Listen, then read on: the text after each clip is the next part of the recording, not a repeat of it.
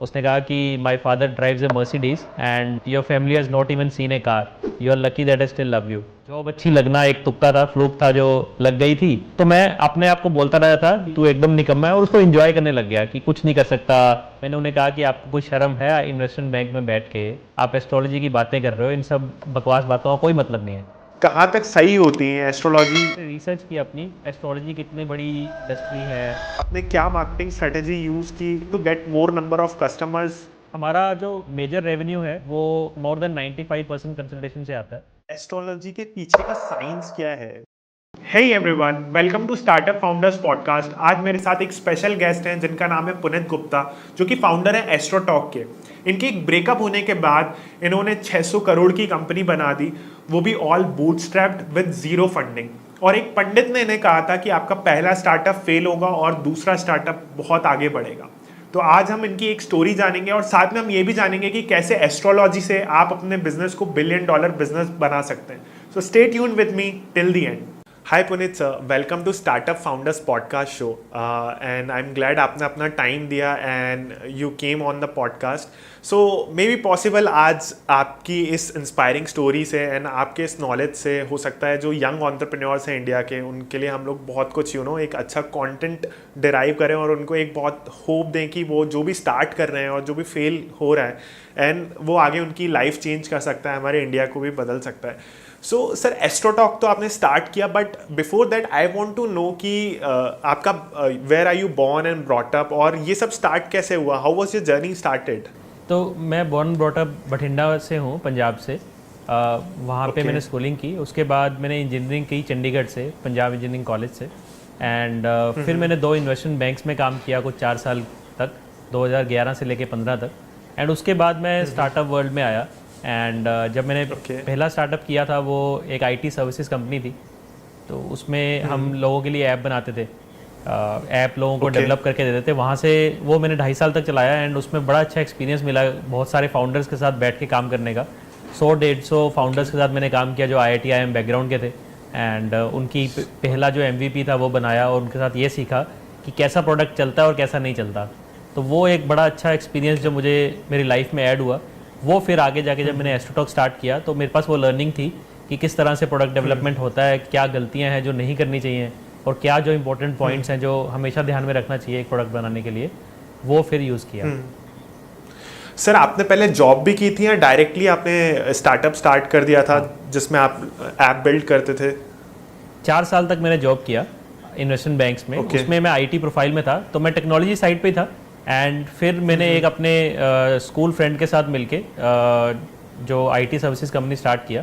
तो वो टेक्निकली मेरे से ज़्यादा साउंड था, तो उसने टेक पार्ट को संभाला एंड मैं बिजनेस और ऑपरेशन देखता था उस टाइम पे। Okay okay, fine. So sir, ये जो आपने जॉब आपने जॉब 4 साल तक किया, उसके बाद व्हाट इंस्पायर्स यू टू कि यार मुझे एक बिजनेस ही बिल्ड करना है या मुझे जॉब नहीं करनी? आप चाहते तो नेक्स्ट जॉब भी स्विच कर सकते थे, but what keeps you motivating कि अब मुझे बिजनेस ही खड़ा करना है?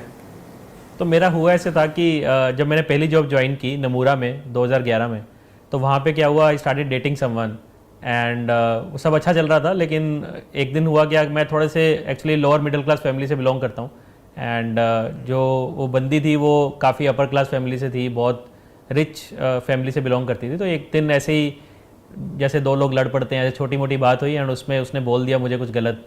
उसने कहा कि my father drives a Mercedes and your family has not even seen a car, you are lucky that I still love you. तो जब उसने वो चीज़ मुझे बोली ना, तो लाइफ में पहली बार मुझे लगा कि यार ये किसी ने क्या बोल दिया है। मतलब अभी तक मैं बहुत खुश था अपनी सैलरी से, सब चीज़ से, क्योंकि जिस बैकग्राउंड से मैं आ रहा था, इन्वेस्टमेंट बैंक में काम करना अपने आप में ही बहुत बड़ी बात थी और मैं तो बहुत खुश था। और जब वो बात हुई तो उसके बाद मुझे लगा कि यार मुझे ना तो इस रिलेशनशिप में रहना है और ना ही ऐसी बात लाइफ में दोबारा सुननी है।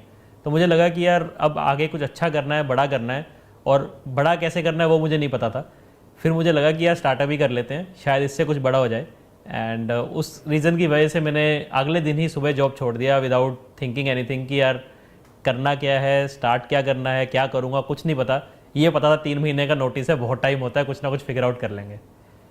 तो वहाँ पे मैंने फर्स्ट जॉब छोड़ा जो कि 2.5 महीने की जॉब 2.5 साल की जॉब मैं तब तक कर चुका था, नमूरा से छोड़ा एंड फिर मैं अपने घर पे आ गया बठिंडा में। बॉम्बे, पहले बॉम्बे में जॉब कर रहा था, बॉम्बे से बठिंडा आ गया एंड वहाँ पे मैंने फिर स्टार्ट करने की कोशिश की आयुर्वेदा में कुछ, एंड काफ़ी ट्राई किया लेकिन उसमें कुछ चला नहीं, क्योंकि स्टार्टअप करना कोई इजी जॉब तो है नहीं, बहुत सारे फेल होते हैं। वैसे ही जब मैंने किया तो कुछ सक्सेस नहीं लगा उसमें, कुछ भी नहीं चला। फिर मैंने कुछ और ट्राई किया, वो भी नहीं चला एंड काफ़ी महीने मेहनत करने के बाद रियलाइज़ हुआ कि जॉब भी छोड़ दी, जितने पैसे सेव किए थे वो सारे ख़त्म हो गए और लड़की भी चली गई। और जो फर्स्ट ब्रेकअप के बाद जो वो होते हैं ना आफ्टर इफ़ेक्ट्स ऑफ ब्रेकअप, वो होने शुरू हो गए एंड फिर एकदम से ऐसा स्टेट आ गया कि जहाँ पे मेरे को रियलाइज़ हुआ, मैं अपने आप के बारे में सोचने लगा कि यार मैं निकम्मा किस्म का आदमी था, ये एक जॉब अच्छी लगना एक तुक्का था, फ्लूक था जो लग गई थी। अब मैं वापस वहीं आ गया हूँ जहाँ मैं बिलोंग करता था, अपनी औकात पे आ गया हूँ, इससे ज़्यादा मैं ना कर सकता था, तुक्का लगा था वो गया, अब ऐसे ही लाइफ जाएगी। और अगर आपने पढ़ा हो थोड़ा डिप्रेशन के बारे में, उसमें होता क्या है कि एक टाइम के बाद, हाँ, तो एक टाइम के बाद ऐसा होता है कि अपने आप से आप सिंपथाइज करने लगते हो, और वो सबसे बुरी स्टेज होती है कि आप अपने ही जो आपके साथ बुरा हो रहा है उसके साथ सिंपथाइज करके उसको एंजॉय करने लगते हो। तो मैं अपने आप को बोलता रहा था कि तू एकदम निकम्मा है, और उसको एंजॉय करने लग गया कि कुछ नहीं कर सकता, एंड उसमें इतना ज़्यादा चला गया कि मैंने कितने महीनों के लिए तो अपने आप को कमरे में बंद रखा और कुछ नहीं किया। एंड और 25 और साल सर की वो उम्र जो में, आपकी और वो सर जो आपकी सैलरी थी वो कितना पर मंथ आ रही थी उस वक्त जो आपने ड्रॉप कर दी? वहाँ पे 37,000 रुपये महीना सैलरी थी। ओके, और वो आपने सब जस्ट फॉर दिस रिलेशनशिप आपने ड्रॉप कर दिया था? ड्रॉप कर दिया था, हाँ। तो ओके, एंड उस दिस टाइम पे मैं 25 साल का था मैं, और घर पे बैठा था फैमिली के साथ एंड कुछ नहीं कर रहा था। तो आप सोचो कि इंडिया में अगर 25 साल के हो, तुम घर पे बैठे हो सारा दिन, तो कैसे कैसे लोग ताने देते होंगे। तो वो सब कुछ चल रहा था एंड फिर बड़ी मुश्किल से मैं वहाँ से बाहर निकला। कि मेरे दोस्त को पता लगा मेरे बर्थडे वाले दिन कि इसके साथ ये सब चल रहा है, तो उसने मेरी बहुत हेल्प की। उसने, जैसे एक साइकोलॉजिस्ट काउंसलिंग करता है, उसने मेरी 1-2 महीने काउंसलिंग की, मेरे को हेल्प किया एंड वापस मुझे ज़बरदस्ती जॉब दिलवाया। एंड वो जब भी कहता था जॉब कर ले, मैंने कहा जॉब तो मैं करूँगा नहीं, या तो बहुत कुछ बड़ा करूँगा या ऐसे ही बैठा रहूँगा। तो वो कहता कि नहीं ऐसे नहीं होता, तो अभी जॉब ले ले एक टाइम के लिए, टाइम पास कर ले वहाँ पे, एक बार तू इस इमोशनल स्टेट से बाहर आ जाएगा, मेंटली जब स्टेबल होगा तब तू कुछ अपना कर लियो। तो वो बात पे मैं बिक गया कि यार ये बात ठीक है कि वहाँ पहुँचना तो है, इसका मतलब ये नहीं है कि वहाँ पहुँचने के लिए आज से ही वही चीज़ पहुँच जाएंगे, बीच में कुछ स्टेप्स तो होंगे ना, वो लेने पड़ेंगे। तो वहाँ से एक लर्निंग मुझे मिली कि कहीं पे भी जाना है तुम्हें तो छोटे छोटे स्टेप्स लेने बहुत ज़रूरी हैं। तो वहाँ से एक छोटा स्टेप ये था कि यार अभी जॉब लेके फिर से सेविंग्स बनानी पड़ेंगी मुझे कुछ स्टार्ट करने के लिए, एंड एक इमोशनल स्ट्रेंथ वापस लानी बहुत ज़रूरी है, क्योंकि मैं इमोशनली पूरा ब्रेकडाउन हो गया था। तो वापस से मैंने जॉब ज्वाइन किया, वहाँ पे 1 साल काम किया एंड फिर ओवरऑल जैसे मैंने कहा कि 4 साल तक जॉब किया था। एंड फिर से जब मुझे लगा कि अब मैं स्टेबल हूँ, मेंटली स्टेबल हूँ एंड थोड़े से पैसे जमा कर लिए, फिर मैंने एक दोस्त के साथ मिलकर आईटी सर्विसेज कंपनी स्टार्ट किया, जैसे मैंने बताया। So from 25th to 29th as आपने फिर से वापस 4 साल जॉब किया, राइट? हाँ, नहीं 25 से 29 नहीं, मैंने टोटल 4 साल जॉब किया। पहले 2.5 साल किया था, फिर छोड़ के फिर 1 साल उसके बाद। Okay, that's fine. और फिर वेयर कम्स द आइडिया कि यार यू नो ये वाला जो ऐप बिल्डअप का स्टार्टअप है वो बनाते हैं, उसका नाम क्या था और उस वो कंपनी का कैसे, नाम था कोडयेती। वो थॉट कैसे? हाँ, तो उस कंपनी का नाम था कोडयेती एंड वो हमारा आइडिया नहीं था कि हम वो करेंगे। जब जॉब छोड़ी थी कुछ और आइडिया था, तब हम एक प्रोडक्ट बनाना चाहते थे। प्रोडक्ट क्या था कि नेबरिंग लोगों को ज्वाइन करके एक प्लेटफॉर्म पे लाना चाहते थे, लोग आपस में मिलें, नेबर्स आपस में बात करें, वो बनाना चाहते हैं। उसके लिए जॉब छोड़ी थी कि उसको स्टार्ट करेंगे, और उस पर कुछ महीने काम किया एंड रियलाइज़ किया कि यार ये नहीं चल रहा। एंड हमने लेकिन टेक टीम बिल्ड कर ली थी उसके लिए हायर करके, जो उस प्रोडक्ट को बना रही थी। तो वो प्रोडक्ट हमारा नहीं चला, लेकिन उससे हुआ क्या कि वो प्रोडक्ट हमारे सर्कल में लोगों को बड़ा पसंद आया। जिस तरह से हमने डेवलप की थी वो ऐप, जिस तरह से उसकी फंक्शनैलिटी थी, वो सबको बहुत पसंद आई, लेकिन कस्टमर कोई नहीं आया। तो जब वो चीज़ अच्छी बनाई तो काफ़ी लोगों ने हमें रीच आउट किया कि यार हमने भी ऐप बनानी है, तुमने कहाँ से बनवाई है? हमने बोला हमने ही बनाई है। तो कहते हैं हमारी बना दोगे अगर वी पे यू। तो वहाँ से हमें एक जैसे मैंने पहले कहा ना कि एक स्टेप दिखा कि ये तो नहीं चल रहा, लेकिन नेक्स्ट स्टेप ये हो सकता है कि अगर हम आईटी सर्विसेज शुरू कर दें तो मे बी हम यहाँ से एक तो वापस जॉब में ना जाना पड़े एंड यहाँ पे जो अर्निंग होगी उसको यूज़ करके हम कहीं और लगाएंगे, बाद में दोबारा प्रोडक्ट शुरू करेंगे। सो जब ये सारी चीज़ें चल रही थी, जब आप लोगों को पसंद आने लगा आपका ऐप डेवलपमेंट वाला काम, तो आपने नंबर ऑफ आइडियाज आपके खुद के आइडिया पे भी काम करा, बट वहाँ पे यू सेड कि वहाँ पे कोई भी ट्रैफिक नहीं आया, राइट?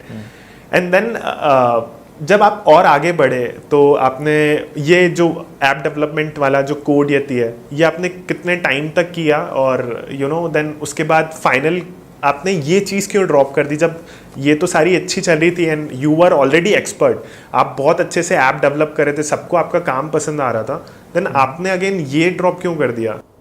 इसके पीछे एक बहुत ही अच्छी स्टोरी है जो तब हुई थी मेरे साथ जब कोड स्टार्ट करना था उससे पहले। तो जब मैं वापस से सेकेंड टाइम जब जॉब छोड़ने लगा था कोड स्टार्ट करने के लिए, तो मेरे को बहुत डर लग रहा था जॉब छोड़ने में, क्योंकि मैंने इससे पहले एक बार छोड़ी थी और बिल्कुल सब खत्म हो गया था। एंड मैं रेजिग्नेशन लेटर लिख के बैठा था और आधे घंटे से उसको देख रहा था कि भेजूँ या नहीं भेजूँ। और तो फिर एक कोलीग थी मेरी जो सीनियर थी, वो आके मुझे पूछने लगी कि तुझे क्या हुआ, ऐसे मुंह बना के बैठा हुआ है। तो मैंने कहा ऐसे ऐसे है, मैं जॉब छोड़ना चाहता हूँ, कुछ मैंने प्लान किया है लेकिन मुझे डर लग रहा है बहुत। एंड शी सेड कि कोई बात नहीं, मैं एस्ट्रोलॉजर हूँ, मैं तुझे बता देती हूँ कि तुझे क्या करना चाहिए आगे। तो मैं एक्चुअली लाइफ में तब तक एस्ट्रोलॉजी को बहुत ज़्यादा हेट करता था, मतलब बिल्कुल एक्सट्रीमली हेट करता था। कुछ लोग होते हैं कहते हैं कि कुछ होता नहीं है, कुछ कहते हैं कि ठीक ठाक है, मैं नहीं यूज़ करता, मैं हेट करता था। तो मैंने उन्हें कहा कि आपको कोई शर्म है, इन्वेस्टमेंट बैंक में बैठ के आप एस्ट्रोलॉजी की बातें कर रहे हो, इन सब बकवास बातों का कोई मतलब नहीं है। एंड मैंने उनका बहुत मजाक उड़ाया। एंड फिर वो कहने लगी कि तुमने नहीं माननी मत मानना, मुझे बता लेने दो, उसके बाद आपने जो करना है कर लेना। मैंने कहा ठीक है, मन खुश कर लो आप। तो उन्होंने फिर मेरा चार्ट बनाया, कुंडली बना के फिर मुझे बताने लगी कि तू छोड़ दे जॉब, तू आईटी में कुछ करेगा एंड 2 साल तेरा स्टार्टअप बहुत अच्छा चलेगा। तो मैंने कहा आईटी तो आप कोई भी गैस कर देना, आईटी तो ऑब्वियसली आईटी में करूँगा, आईटी में सब लोग करते हैं। तो बट ये 2 साल तक चलेगा मतलब क्या बोला आपने? तो वो कहती कि 2 साल बहुत अच्छा चलेगा, उसके बाद आपका पार्टनर छोड़ देगा और आपकी कंपनी बंद हो जाएगी। तो मैंने कहा अगर बंद हो जाएगी फिर मैं अब नौकरी क्यों छोड़ूं? कहती नहीं, वो डरने की बात नहीं है, उसके बाद तो कुछ और करेगा, वो और अच्छा चलेगा, तू छोड़ दे। तो मैंने कहा अच्छा, और क्या करूँगा मैं? तो उसने फिर काफ़ी देर देखा, 10-15 मिनट चार्ट देख के बोली एग्जैक्टली तो मुझे नहीं पता, लेकिन तू कुछ ऐसा करेगा जो वर्चुअल होगा, मतलब जैसे कोई कंसल्टेशन देने वाला काम होगा, तो ऐसा नहीं है कि कोई प्रोडक्ट बेचेगा, कुछ वर्चुअल होगा और होगा वो भी टेक्नोलॉजी में, और उसमें बहुत मास ऑडियंस होगी। तो मैंने कहा अच्छा चलो ठीक है। तो उस सारे एपिसोड से हुआ क्या था, एस्ट्रोलॉजी पे तो मैं विश्वास नहीं करता था, लेकिन उससे ये हुआ था कि मेरे को हिम्मत मिल गई थी कि रेजिग्नेशन डाल देने की, और मैंने वो जॉब। सर एक question I want to interrupt, एक क्वेश्चन मेरा यहाँ पे है, आपके दिमाग में उस वक्त ऐसा क्यों नहीं आया कि यार ठीक है जॉब तो चल रही है, साइड में हम लोग see it's 9 to 5 right, 9 to 6, उसके बाद यार कुछ मिलके कर लेते हैं, वैसे भी 2 दोस्त हैं, तो आपके दिमाग में वो क्यों नहीं आया? वो मैं 3 महीने से कर रहा था, 3-4 महीने से पिछले मैं स्टार्ट कर चुका था कुछ, लेकिन वो ऑफिशियली स्टार्ट नहीं किया था। और उसमें था क्या कि ऑफिस के टाइम में तो तुम्हें ऑफिस में काम करना ही है, उसके बाद जाके करते थे। तो इंटरव्यूज़ लेना, लोगों को हायर करना बहुत बड़ा चैलेंज होता है। जब मैं इंटरव्यूज़ रात को 9-10 बजे अलाइन करता था, लोगों को समझ आता था कि यार ये बंदा खुद ही फुल टाइम नहीं है, तो इसको ज्वाइन क्यों करें। स्टार्टअप में क्या है कि टीम बिल्ड करना सबसे ज़्यादा इंपॉर्टेंट है, और अगर आप खुद फुल टाइम नहीं होगे तो आप पे कोई ट्रस्ट नहीं करेगा। वहाँ पे वो बहुत ज़्यादा दिक्कत आ रही थी हमें हायरिंग में। एंड सेकेंडली ये था कि 8 घंटे ऑफिस में काम करना और लगभग 8 घंटे में रात को भी काम कर रहा था, प्रोडक्ट डेवलपमेंट पे, हमारा जो ऐप बन रहा था उसमें भी, तो पूरा मतलब टाइम कंज्यूम हो जा रहा था। एंड कहीं ना कहीं हमें ये पता था कि हमारी टाइम की ज़्यादा वैल्यू है एज़ कम्पेयर टू जो अभी हम अर्न कर रहे हैं सैलरी से। और ये भी पता था, कॉन्फिडेंस था आई थिंक मेरे में इस चीज़ का कि जॉब शायद दोबारा ले लेंगे। ऑल्दो जब रेजिग्नेशन डालने की बात आई तो बहुत डर था मन में, लेकिन अंदर से कॉन्फिडेंस था कि जॉब दोबारा ले सकते हैं, और पहले भी ली थी, दोबारा भी ले लेंगे। ये आई थिंक काफ़ी लोग डरते हैं कि जॉब छोड़ देंगे तो क्या होगा, कुछ नहीं होता। अगर आप अच्छा काम कर चुके हो जॉब में तो आपको हायर करने के लिए सारी दुनिया बैठी है, तो आप छोड़ भी दोगे तो वापस मिल जाएगी। ट्रू। और ये आपने कितनी एज में छोड़ा था सर, फिर से जो सेकंड जॉब आपने छोड़ा था? तो ये 2015 में छोड़ा था, तो मैं 26 साल का था। ओके तो सर उस वक्त पेरेंट्स का प्रेशर नहीं था कि यार एक बार तू ये कर चुका है उसके बाद दूसरी बार तू फिर ये कर रहा है, और अब जो है 26 में हमारे इंडियन पेरेंट्स तो यही बोलते कि अब तो शादी कर लो, घर बना लो, सेटल कर लो, और तुम इस चीज़ में मतलब पीक टाइम पे आके तुम ये सब क्या कर रहे हो?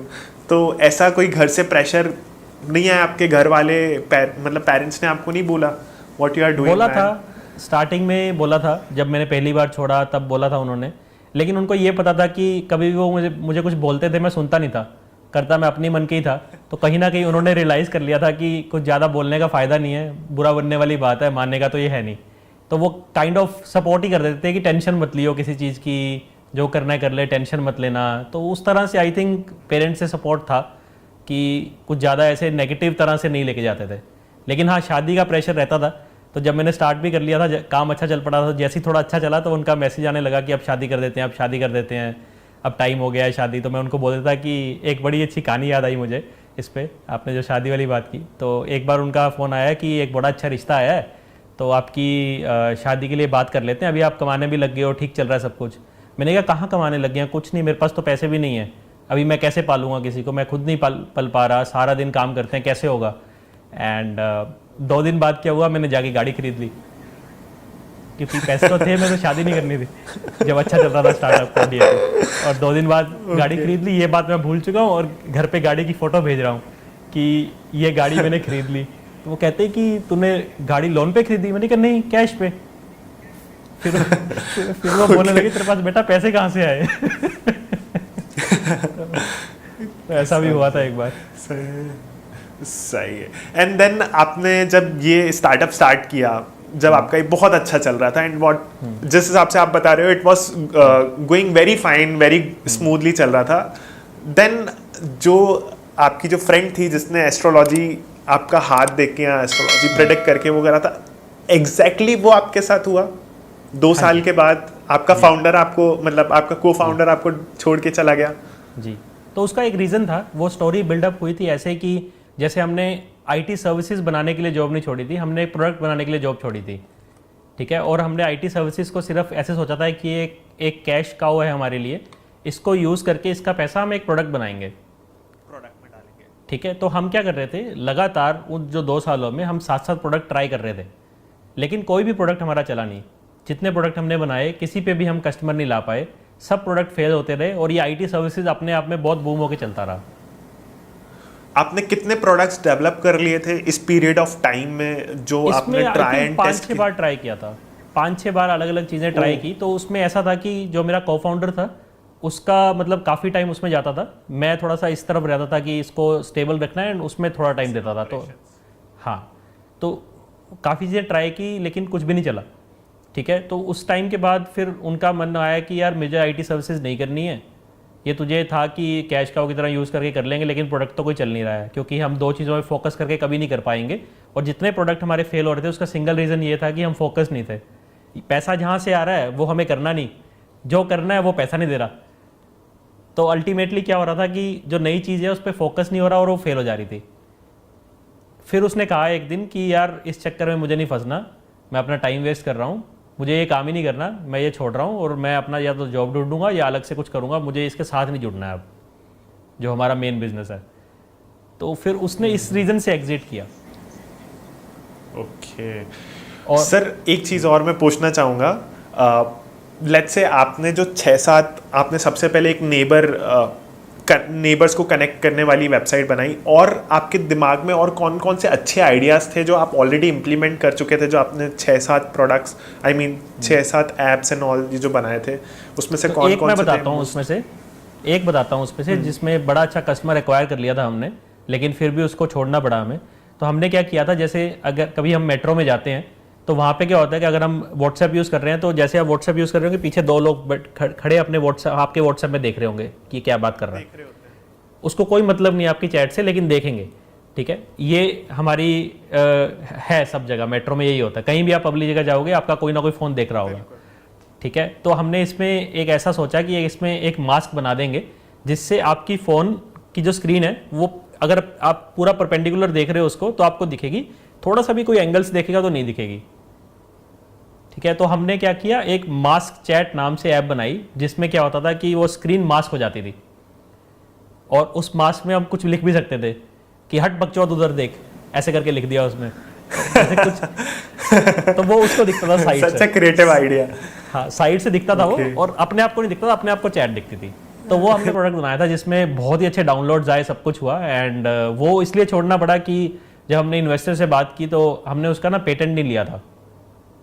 तो विदाउट पेटेंट वो ऐसा था कि प्रोडक्ट कोई भी उसको कॉपी करके बना लेता था। तो जब हमने बनाया, जब हमारा सक्सेसफुल हुआ तो और 100 लोगों ने सेम कॉपी मार के बना लिया। ऑल्दो सबसे ज़्यादा डाउनलोड्स थे तब हमारे उस पर, लेकिन फिर हमें लगा कि यार यहाँ से कुछ होगा नहीं। एक शौकिया प्रोडक्ट तो बनाया था लेकिन हम बिजनेस नहीं सोच पाए उस पर, तो इसलिए फिर हमने वो भी छोड़ दिया। ओके ओके देन जब आपकी फाइनल एक स्टेज आई, जब आपके को फाउंडर ने आपको बोला कि यार अब नहीं हो पा रहा सारी चीज़ें ठीक है, तब आपके दिमाग में क्या चीज़ें चल रही थी उस वक्त कि यार मतलब what was coming in your head कि अब मैं क्या करूँगा? और अब जो आपकी फ्रेंड ने एस्ट्रोलॉजी आपके लिए प्रिडिक्ट की थी वो सब सच है, और फिर क्या हुआ? तो मुझे अपने फ्रेंड की तो कोई याद नहीं आई, उसने एस्ट्रोलॉजी बताई थी, मैं भूल चुका था उस बात को, मेरे दिमाग में भी नहीं थी क्योंकि मैंने तो ट्रस्ट ही नहीं किया था ना उसकी बात पे, ना उससे कभी बात की। जिस पॉइंट पे मेरे कोफाउंडर ने छोड़ा तो मुझे ऐसा था कि ये गलत डिसीजन ले रहा है छोड़ के, क्योंकि इतनी अच्छी कंपनी को छोड़ने का कोई मतलब ही नहीं है। तो मैंने वो बाय आउट किया, मैंने सोचा कि मैं आराम से खुद से चला लूँगा, कि बड़ी स्टेबल चल रही थी कंपनी, ठीक है। तो मैंने बाय आउट करके खुद चलाने की कोशिश की and within 2 months I realised कि जो मैं सोच रहा था कि स्टेबल है वो ऐसा नहीं था। तो आईटी सर्विसेज में क्या था कि जब हम एक ऐप बनाते थे तो मैं स्टार्टिंग की जर्नी में बहुत इन्वॉल्व होता था, लेकिन जो एग्जिट वाली जर्नी होती थी वो मेरा पार्टनर देखता था कि प्रोडक्ट को कैसे निकाल के शिप करना है। और हमारी 50% जो रेवेन्यू आती थी एक प्रोडक्ट से वो उसकी शिपमेंट पे आती थी, ठीक है। उसके जाने से क्या, वो शिपमेंट होनी बंद हो गई या वो बहुत लेट होने लगी, क्योंकि उसकी एक्सपर्टीज़ वहाँ पे बहुत अच्छी थी, जहाँ पे एक टेक्निकल एक्सपर्टीज़ चाहिए होती थी कि यार कुछ भी इशू आया फटाफट निकाल के शिप कर दिया। तो जैसे ही वो छोड़ के गए तो वो शिप होने बंद हो गए एंड 2 महीने में हमने रियलाइज़ कर लिया कि हमारे पास पैसा अंदर कुछ नहीं आ रहा है लेकिन सैलरीज में बहुत जा रहा है, ठीक है। और मुझे दिखने लगा कि या तो उसकी कोई रिप्लेसमेंट आए, वो वापस आए, नहीं तो मैं कंपनी नहीं चला पाऊँगा, ठीक है। जब दुख आया खुद के ऊपर तब याद आई बातें पुरानी कि मुझे किसी ने ऐसा बताया था, ठीक है। तो फिर मैंने उनका नंबर निकलवाया, जो वो लड़की थी, मेरे पास नंबर भी नहीं था, उनका नंबर किसी दोस्त से लिया और फिर मैंने उनको फ़ोन मिलाया कि आपने ऐसे ऐसे बताया था, ये ऐसा हो गया मेरे साथ। तो अंदर से तो बहुत खुश थी, जो उन्होंने बताया सब सही आ गया एस्ट्रोलॉजर को, और क्या चाहिए होता है। लेकिन बाहर से बोल रही थी अच्छा तो अब क्या करेगा तू, मेरे से ही पूछ रही थी। तो मैंने कहा आपने तब तक का तो बता दिया था लेकिन आगे नहीं बताया था कि मैं करूँगा क्या, ऐसी मोटी मोटी बात करके छोड़ दी थी, तो अगर आप बता दो वो मुझे। कहती अच्छा चलो मैं देखती हूँ।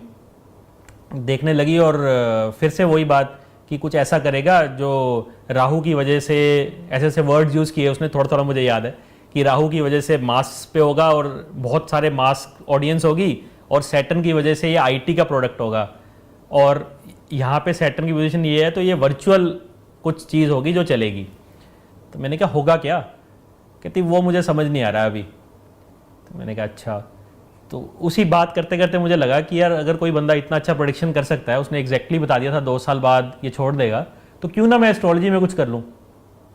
तो मैंने उनको कॉल पे बात करते करते, इससे पहले नहीं सोचा था, उसी समय सोच के मैंने बोला कि क्या मैं एस्ट्रोलॉजी की ऐप शुरू कर दूँ जहाँ पे कस्टमर आके एस्ट्रोलॉजर से बात कर सकता है।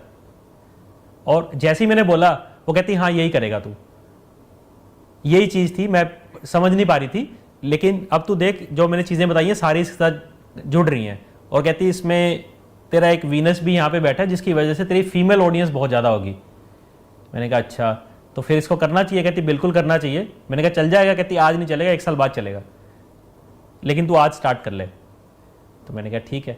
तो फिर वहाँ से आइडिया आया एस्ट्रोलॉजी में कुछ करने का, एंड फिर हमने इसका प्रोडक्ट बनाया। तो मुझे जैसे उन्होंने बताया कि मुझे एक्चुअल में 6-8 महीने लग गए थे उसका MVP जो बोलते हैं मिनिमम वाइबल प्रोडक्ट बनाने के लिए, जो कि हाँ तो जो कि ऑडियंस उसको यूज़ कर सके। जैसे स्टार्टिंग में हमने जो बनाया था बहुत ही वाहियात था, तो लोगों को इतना मज़ा नहीं आ रहा था उसको यूज़ करने में। ऑल्दो हमारे कस्टमर अच्छे बन गए थे, लेकिन वो ऐसा प्रोडक्ट नहीं था जिसमें मास ऑडियंस को यूज़ कर पाए। हमने वीडियो कंसल्टेशन प्लेटफॉर्म बनाया था, लोग वीडियो पे बात ही नहीं करना चाह रहे थे। तो कुछ समय लगा समझने में इंडस्ट्री को, क्योंकि मैं एस्ट्रोलॉजिकल बैकग्राउंड से नहीं था, तो एस्ट्रोलॉजी समझने में एस्ट्रोलॉजर्स के क्या पेन पॉइंट्स हैं, कस्टमर्स को किस तरह के एस्ट्रोलॉजर्स चाहिए, वो सारी चीज़ समझने में टाइम लगा। हाँ, उसके बाद जब वो MVP रीच हो गया, फिर हमने बहुत अच्छे से स्केल करना शुरू कर दिया। जैसे ही उन्होंने बोला था 1 साल के बाद, तो लगभग 1 साल के बाद, 1 साल से थोड़ा सा पहले ही बल्कि, हम अच्छा स्केल करना शुरू कर दिया। Okay, super. देन अगेन फिर आपके दिमाग में एक थॉट आया होगा, यार हर जो प्रेडिक्शन है वो बिल्कुल करेक्ट हो रही है, राइट? एंड देन उसके बाद आपको एस्ट्रोटॉक स्टार्ट किए हुए कितना टाइम हो गया है? एस्ट्रोटॉक हमने अक्टूबर 2017 में स्टार्ट किया था, तो 4.5 साल हो गए हैं लगभग। Okay, it's been 4.5 years. या okay, that's great. So sir, अभी आई एम श्योर अब तो आप 100% श्योर होंगे कि एस्ट्रोलॉजी जो सारी चीज़ें होती है वो मतलब कहाँ तक सही होती हैं। एस्ट्रोलॉजी जैसे जो प्रेडिक्शंस हैं, आपने मेरे ख्याल से एस्ट्रोटॉक में आपने काफ़ी सारे कंसल्टेशंस किए हैं, तो आपको क्या लगता है कि जो एस्ट्रोलॉजी है कितना डिजिट्स में, या मैं बोल रहा हूँ परसेंटेज में, कितना ये सही होता है? क्या ये हर एक पर्सन के लिए सही होता है? तो इसके लिए ना थोड़ा सा इसका टेक्निकली समझते हैं किस तरह से होता है। तो एस्ट्रोलॉजी में ना जो बर्थ चार्ट देखा जाता है उसमें कई घर होते हैं और कई प्लैनेट्स होते हैं, ठीक है? उन पे मिलके मैथमेटिकली हम निकालते हैं कि कौन सा बिहेव कैसे कर रहा है और अल्टीमेटली रिजल्ट क्या आएगा, ठीक है? मान लीजिए आप एक घर में रहते हैं, ठीक है? वो घर में आप रेंट पे रहते हैं, तो आपका एक ओनर है घर का, ठीक है? तो इस घर में जो हो रहा है उसको कौन कंट्रोल कर रहा है? एक तो ओनर, वो बोलेगा छोड़ दे घर, छोड़ दोगे, बोलेगा रह ले तो रह लोगे, ठीक है? एक खुद आप रह रहे हो, वो कंट्रोल कर रहा है उस घर को। एक आपके जो दोस्त आते हैं, रिलेटिव्स घर पे आते हैं, वो कंट्रोल करते हैं, है ना? तो आपके घर को ये वैसे ही एस्ट्रोलॉजी में घर होते हैं। घर जैसे मान लो मेरे करियर का घर है, मेरी जॉब का घर है, ठीक है? तो मेरी जॉब के घर को काफ़ी लोग कंट्रोल कर रहे हैं। तो एक तो होगा उस घर का मालिक, तो हर घर का एक मालिक होता है प्लैनेट, ठीक है? एक होता है उस घर में कौन सा प्लैनेट बैठा है, और एक होता है कि कौन से प्लैनेट उस घर पे दृष्टि दे रहे हैं, ठीक है? तो जब एस्ट्रोलॉजर निकालता है कि आपको आपका करियर कैसा होगा, तो वो तीनों चीज़ें कंबाइन करके फिर मैथ्स लगा के बताता है कि क्या रिजल्ट आने वाला है, ठीक है? अब कई बार क्या होगा इसमें कि आपका मकान मालिक भी खुश है, आप भी खुश हो, नेबर्स भी खुश हैं, तो सब कुछ अच्छा चल रहा है, ठीक है? आपसे कोई पूछेगा लाइफ कैसी है, आप कहोगे बहुत बढ़िया। एक बार ऐसे है कि मकान मालिक तंग कर रहा है, बाकी सब ठीक है, तो आप कहोगे ठीक ठाक है, ठीक है? वैसे ही इसमें होता है कि जब प्लैनेट सारे आपको सपोर्ट कर रहे हैं किस चीज़ के लिए, तो आप बहुत अच्छा करते हैं। और जब आपके कुछ प्लैनेट्स अगेंस्ट होते हैं, कुछ आपके प्लैनेट्स विद होते हैं किस चीज़ के लिए, तो उसको फिर एस्ट्रोलॉजर को कंबाइन करके निकालना पड़ता है कि आपको अल्टीमेटली इम्पैक्ट क्या आएगा, ठीक है? अब होता क्या है कि जब आपका क्वेश्चन ऐसा है जिसमें सब चीज़ें पॉजिटिव हैं या पूरी नेगेटिव हैं, एस्ट्रोलॉजर आपको 100% सही जवाब देगा, 100% सही, ठीक है? जब ऐसा है। लेकिन जब कुछ प्लैनेट्स नेगेटिव हैं, कुछ पॉजिटिव हैं, वहाँ पे उसको अपना दिमाग ज़्यादा लगाना है, मैथ्स निकालना है, वहाँ पे क्या होता है, प्रेडिक्शन थोड़ा सा ऊपर नीचे होता है, ठीक है? तो जो एस्ट्रोलॉजर आपके साथ काफ़ी टाइम से जुड़ा हुआ है, बार बार आप उसको दिखाते हैं, तो उनको पता है कि यार कौन सा प्लैनेट का कितना इम्पैक्ट है, कि आपका ओनर ज़्यादा अग्रेसिव है या आप ज़्यादा अग्रेसिव हो, दोनों में से जीतेगा कौन, ठीक है? तो वो आपका अभी भी एक बहुत एक्यूरेट प्रेडिक्शन कर पाएगा, और जो आदमी उसको समझेगा नहीं, फटाफट प्रेडिक्शन करने की कोशिश करेगा, तो वहाँ पे कोई गलती कर देगा।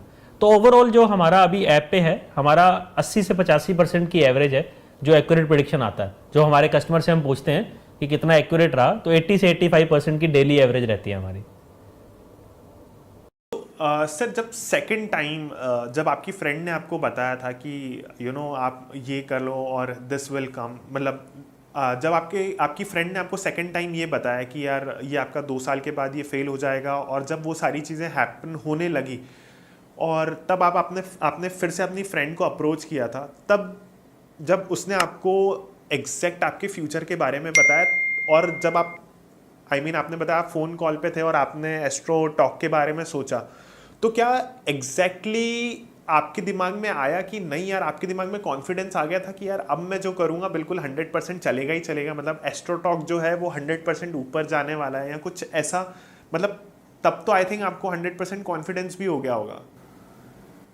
उसमें ऐसे था, दो बातें थी। एक तो जो एस्ट्रोलॉजर ने मुझे बताया था, उन्होंने तो मुझे बताया ही था कि ये अच्छा चलेगा, 1 साल बाद चलेगा, लेकिन बहुत अच्छा चलेगा, ठीक है? और दूसरी बात ये थी कि मुझे अपना भी दिमाग यूज़ करना था, क्योंकि मैं नया एस्ट्रोलॉजी का फ़ैन बना था। ऐसे मैं बहुत पहले से फ़ैन नहीं था। एंड फिर मैंने क्या किया, मैंने रिसर्च की अपनी कि एस्ट्रोलॉजी कितनी बड़ी इंडस्ट्री है, कितने लोग कंज्यूम करते हैं और कितना बड़ा बन सकता है ये। ठीक है, तो जब मैंने रिसर्च की तो रिसर्च में बहुत कुछ लिखा नहीं था एस्ट्रोलॉजी के बारे में। उस टाइम पे जितनी भी कंपनीज थी कुछ लिखती नहीं थी उसके बारे में। आज के टाइम में मैं सब कुछ लिख देता हूँ। तो जो रिसर्च से आया वो ये आया कि 7-8 लाख रुपए महीने से ज़्यादा इसमें रेवेन्यू नहीं कर सकते हैं। ठीक है, और तो इसमें ये आया कि महीने में 7-8 लाख रुपए से ज़्यादा की रेवेन्यू नहीं कर सकते हैं। एंड मुझे उससे लगा कि यार इतनी बड़ी तो इंडस्ट्री है नहीं फिर ये, जिसमें मैं मेहनत करूं और अपना टाइम दूं। और क्योंकि जो मेरा पहले का कोडियती स्टार्टअप भी था वो भी इतना रेवेन्यू कर रहा था, तो उससे बड़ा तो नहीं हो रहा कोई ज़्यादा ये। ठीक है, फिर मेरे मन में एक ख्याल आया कि यार मे बी ये सही चीज़ नहीं है जो मैं स्टार्ट करने वाला हूँ, बट मैं फिर भी करूँगा क्योंकि कहीं ना कहीं जो एस्ट्रोलॉजर ने बताया मुझे लगा कि यार इसकी वैल्यू बहुत हो सकती है। मे बी कल को जाके वैल्यू बन जाए, नहीं बनेगी तो साथ में कुछ और सोचेंगे तब, लेकिन अभी इसको कर लेते हैं। तो मैंने इस तरह से डिसीजन बनाया था। मैं श्योर नहीं था कि ये चलने वाला है, बहुत बड़ा होगा, बिल्कुल श्योरिटी नहीं थी मुझे। ओके और जो नाम आपने सोचा था वो आपके दिमाग में कैसे आया? क्योंकि एक स्टार्टअप के लिए आज सबसे दिमाग में सबसे पहली चीज़ यही आती है कि नाम कैसे डिसाइड करें और वो भी सिंपल हो। ये दिमाग में आपके कैसे आया एस्ट्रो टॉक? बिल्कुल नाम कैसे डिसाइड तो किया? ये बड़ा अच्छा क्वेश्चन है। नाम बड़ा सिंपल होना चाहिए जो याद रहे। तो मेरी जो पिछली कंपनी थी उसका नाम था कोड येती। जब भी हम किसी को बताते थे क्या येती, तो उसको स्पेलिंग बताते थे, फिर वो बड़ी मुश्किल से लिखता था, तो हमें वहाँ पे बड़ी प्रॉब्लम आई थी। तो मैं इस बार चाहता था नाम अच्छा हो, और एट द सेम टाइम मुझे ये पता था कि जिनके साथ मैंने काम किया, इतने फाउंडर्स के साथ, काफ़ी फाउंडर्स ने अपने 4-5 महीने वेस्ट किए नाम फाइनल करने में, और वो ऐप ही नहीं लॉन्च कर पाए थे। ठीक है, तो मैं वो भी नहीं चाहता था। तो मैं चाहता था कि नाम अच्छा रखना है, लेकिन आज नहीं रखना है। आज तो ऐसा नहीं है ना, आज ही बहुत बड़े बन जाएंगे, धीरे धीरे बनेंगे, तो धीरे धीरे नाम भी चेंज हो जाएगा। तो जब हमने स्टार्ट किया तो नाम रखा था इसका एस्ट्रो येती, क्योंकि पिछली कंपनी का नाम था कोड येती, तो इसको एस्ट्रो येती कर दिया कि चलो सेम कंपनीज हैं। और जब हम तक लॉन्च किया, अभी डेवलपमेंट हो रही थी प्रोडक्ट की, जब लॉन्च हुआ तब दिमाग में आया कि इसका, क्योंकि एस्ट्रोलॉजर से बात करनी है तो उस तरह का कुछ होना चाहिए, तो एस्ट्रोटॉक दिमाग में आया। फिर हमने डोमेन देखा तो theastrotalk.com अवेलेबल थी। फिर हमने नाम इसका रख दिया द एस्ट्रोटॉक। एंड जब लॉन्च हुई वो तो द एस्ट्रोटॉक था। फिर थोड़े दिनों बाद किसी ने हमें बताया कि यार ये दा क्यों लगा रखा है फालतू में, इसका कोई मतलब ही नहीं है, हटाओ इसको। मैंने कहा बात तो सही है, हमने तो डोमेन के लिए लगाया, तो फिर हटाया हमने। फिर astrotalk.in मिला हमें, .com अवेलेबल नहीं था, तो astrotalk.in से स्टार्ट किया। वहाँ पे हमने नाम एस्ट्रोटॉक रख दिया था। और जब काम अच्छा चलने लगा 1-1.5 साल बाद, तो रियलाइज़ हुआ कि यार .com होनी चाहिए। तो जिनके पास .com थी हमने उनको रीच आउट किया, एंड 3 लाख में हमने फिर वो डोमेन खरीदा, एंड फाइनली फिर astrotalk.com पे सेटल किया। अमेजिंग। और सर जब आपने स्टार्ट किया, सो लेट्स से 1 साल हो गया आपका वर्किंग, सारी चीज़ें चल रही थी, देन फिर कैसे पुश आया उसमें, और कैसे आप और नंबर ऑफ कस्टमर्स को अपनी ऐप पे लेकर आते थे? क्योंकि बहुत सारे लोग होते हैं जो आज भी एस्ट्रोलॉजी पे बिलीव नहीं करते, आई थिंक। तो कैसे आप कन्विंस कर रहे हैं? और लोगों का ये भी क्वेश्चन होता है कि यार मैं जिस पर्सन से भी एस्ट्रोलॉजी के लिए कंसर्न कर रहा हूँ, तो मैं एटलीस्ट उससे मिल लूँ, ताकि वो वो कॉन्फिडेंस कैसे लेके आए? क्योंकि अगर मेरे सामने कोई एक पंडित बैठा है तो आई कैन ट्रस्ट हिम कि यार नहीं यार ये बंदा है। और जहाँ तक बात एस्ट्रोलॉजी की आती है, हम लोग रेफरेंसेस के थ्रू जाते हैं। जैसे आज मेरे फैमिली में जो एक पंडित होंगे, वो उनका भी किसी ने रेफरेंस दिया होगा। तो यहाँ पे आपने एस्ट्रोटॉक के थ्रू मतलब खुद पे कैसे ट्रस्ट बिल्ड किया? आप कैसे नंबर ऑफ कस्टमर्स लेके आए? आपने क्या मार्केटिंग स्ट्रेटेजी यूज़ की to get more number of customers और more number of audience on your app? कैसे हुआ ये सब? ठीक है, तो जब हमने स्टार्ट किया तो मुझे लगा था कि जो ऑडियंस होगी वो 40 ईयर्स ऑफ एज से ज़्यादा बड़ी होगी। 40 से 60 की उम्र में मेरे को लगा कि ऑडियंस होगी। और फिर मुझे लगा, जैसे आपने बोला कि पंडित से जाके हम मिलते हैं, तो मुझे भी सेम थॉट प्रोसेस था कि पंडित से जाके मिलते हैं तो वीडियो कॉल पे बात होनी चाहिए। ठीक है, तो हमने एक वीडियो कंसल्टेशन प्लेटफॉर्म बनाया जिस पे आप एस्ट्रोलॉजर से वीडियो पे ही बात कर सकते हो। ठीक है, और इनिशियली मुझे पता था कि कोई आएगा नहीं बात करने, तो मैंने क्या किया था, मैंने कूपन्स बनाए थे फ्री, तो मैंने अपने पूरे फ्रेंड सर्कल में डिस्ट्रीब्यूट कर दिए कि आप फ्री में बात करो, एक ही बार बात कर सकते हो फ्री में, अच्छा लगे तो आप फिर पे करके कर लेना। और मुझे पता था कि उन्हीं एस्ट्रोलॉजर को मैं लेके आया था जो मेरी फ्रेंड थी, जो इतनी अच्छी थी एस्ट्रोलॉजी में। जिन्होंने जिसको ये नहीं पता था कि मैं एस्ट्रोलॉजी में कुछ करूंगा, तो उसने साफ साफ बता दिया मुझे ये नहीं पता कि इसमें करेगा, लेकिन उसमें क्या करेगा वो सब बता देती हूँ, जो इतनी ऑनेस्ट भी थी साथ में। तो मुझे पता था कि वो कन्वर्ट तो होंगे, तो वो जो जिनको मैंने फ्री कूपन दिया वो लोग कन्वर्ट होने लगे, पेड लेने लगे, एंड फिर आगे आगे ऐसे ही थोड़े थोड़े कस्टमर बनने लगे। अब आते हैं प्रोडक्ट जर्नी पे, और प्रोडक्ट जर्नी ऐसी थी कि वीडियो कंसल्टेशन किसी को नहीं करनी थी, ठीक है। तो जब हमने कुछ इनिशियल कस्टमर से फीडबैक लिया तो हमने पूछा कि आपको कैसा लग रहा है प्लेटफॉर्म। कह रहे हैं एस्ट्रोलॉजर तो बहुत अच्छे हैं, लेकिन हमें वीडियो पे नहीं बात करनी, हमें ऑडियो का ऑप्शन दो। अच्छा। अब मैं एज ए फाउंडर ये सोच के बैठा था कि यार आमने सामने बात होगी तो वीडियो भी होनी चाहिए, ऑडियो पे क्यों होगी। मेरा तो पूरा थॉट से अलग था ये, बट मैंने कहा चलो कस्टमर ने बोला है तो हम ट्राई करेंगे, तो हमने ऑडियो का भी ऑप्शन दे दिया नेक्स्ट रिलीज में। And 93% of a customer base जो था वो शिफ्ट हो गया वीडियो से ऑडियो पे। 93% ऑडियो पे चला गया। एकदम से रियलाइज हुआ कि यार जो मैंने सोचा था वो तो गलत था सारा। सर हर स्टार्टअप में एक चीज़ तो ये होती है कि जो एज अ फाउंडर हम लोग सोचते हैं वो कभी सही नहीं होता, मतलब हर चीज़ वो सही नहीं हो सकती। कई बार हम लोग हमारे स्टार्टअप को तो बहुत बड़ा मान के बैठ जाते हैं, नहीं यार ये तो सारी प्रॉब्लम सॉल्व कर देगा, बट इन दी एंड वो कंज्यूमर का कॉल होना चाहिए, कस्टमर को वो चीज़ पसंद आ रही है कि नहीं। और अगर हम लोग कस्टमर का एक क्रक्स या पेन पॉइंट पकड़ के ही सारी चीज़ें उसी के सिग्नल्स को पकड़ेंगे तो I think we can gain more number of things in life. तो ये that is a very good point. अच्छा हुआ आपने उस वक्त ही स्विच कर दिया। एंड उसके बाद क्या हुआ? बहुत अच्छा ड्राइव, ट्रैक्शन, सारी चीज़ें मिलने लगी प्रोडक्ट पे? नहीं, उसके बाद नहीं हुआ। तो वहाँ पे मैंने 2 अजम्पशन ली थी जब स्टार्ट किया था। एक तो ऑडियंस 40+ होगी और एक सबको वीडियो चाहिए होगा। तो वीडियो तो गलत हो गया, ऑडियंस का भी गलत था।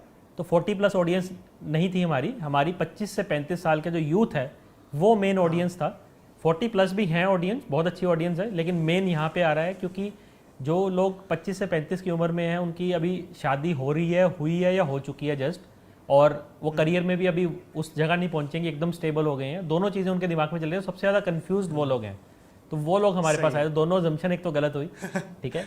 दूसरा जो मैंने कहा कि ऑडियो पे शिफ्ट करने से कस्टमर्स बड़े खुश हुए, यूज़ करने लगे, ठीक है। लेकिन जब हमने नेक्स्ट टाइम फीडबैक लिया तो उन्होंने बोला कि आप 30 मिनट का सेशन देते हो और अगर हमें 20 मिनट बात करनी हो या हमारी 20 मिनट में बात खत्म हो जाए तो हम 10 मिनट के पैसे क्यों दें एक्स्ट्रा? आप 20 मिनट में 20 के पैसे लो, बाकी वापस दो। मैंने कहा अच्छा ठीक है। तो मैंने एक और को मिलाया, वो कहता मेरे को 40 मिनट बात करनी थी, आपने 30 में काट दी, अब मैं 10 मिनट के लिए 30 मिनट का फिर से लूँ। मैंने कहा ये भी बात सही है। मुझे समझ आ गया दोनों कस्टमर सही हैं, और मैंने अपनी तरफ जो सोचा था कि सेशन होगा, क्योंकि सेशन लेते हैं लोग ऑफलाइन जाके पंडित जी से, तो अब वो भी कहीं ना कहीं गलत हो रहा था। तो फिर उसका सोल्यूशन ये सोचा कि हमने पर मिनट प्राइस रखेंगे, आप जितना मिनट बात करना चाहिए आप कीजिए, उतना ही चार्ज होगा, पूरा चार्ज नहीं होगा, ठीक है। तो जब वो लॉन्च किया तो एकदम से एक और लेवल ऑफ ट्रैक्शन बढ़ा हमारा। तो जब वीडियो से ऑडियो किया था तो कस्टमर खुश हुए थे, ज़्यादा कस्टमर नहीं बढ़े थे। जैसे ही पर मिनट लॉन्च किया तो नंबर ऑफ कस्टमर भी इंक्रीज होने लगे, ठीक है। That's amazing. इसके बाद फिर हम वापस गए उनके पास। देखो अब कैसे कस्टमर से ही फीडबैक लिया मैंने कुछ दिमाग नहीं लगाया, क्योंकि मैं तो पहले से गलत था, ठीक है। मैं फिर से कस्टमर के पास गया कि अब क्या चाहिए। वो कहते हैं कि आप ये नहीं बताते हो कि एस्ट्रोलॉजर है कौन, आप तो यही बोलते हो एस्ट्रोटॉक पे कनेक्ट कर लो, हम कनेक्ट हो जाते हैं, चलो हम कह देते हैं कि यार पिछले वाले एस्ट्रोलॉजर से कनेक्ट करो, आप करा देते हो, लेकिन हमें यही नहीं पता आपके पास कितने एस्ट्रोलॉजर्स हैं। मैंने कहा अच्छा ये भी बात सही है।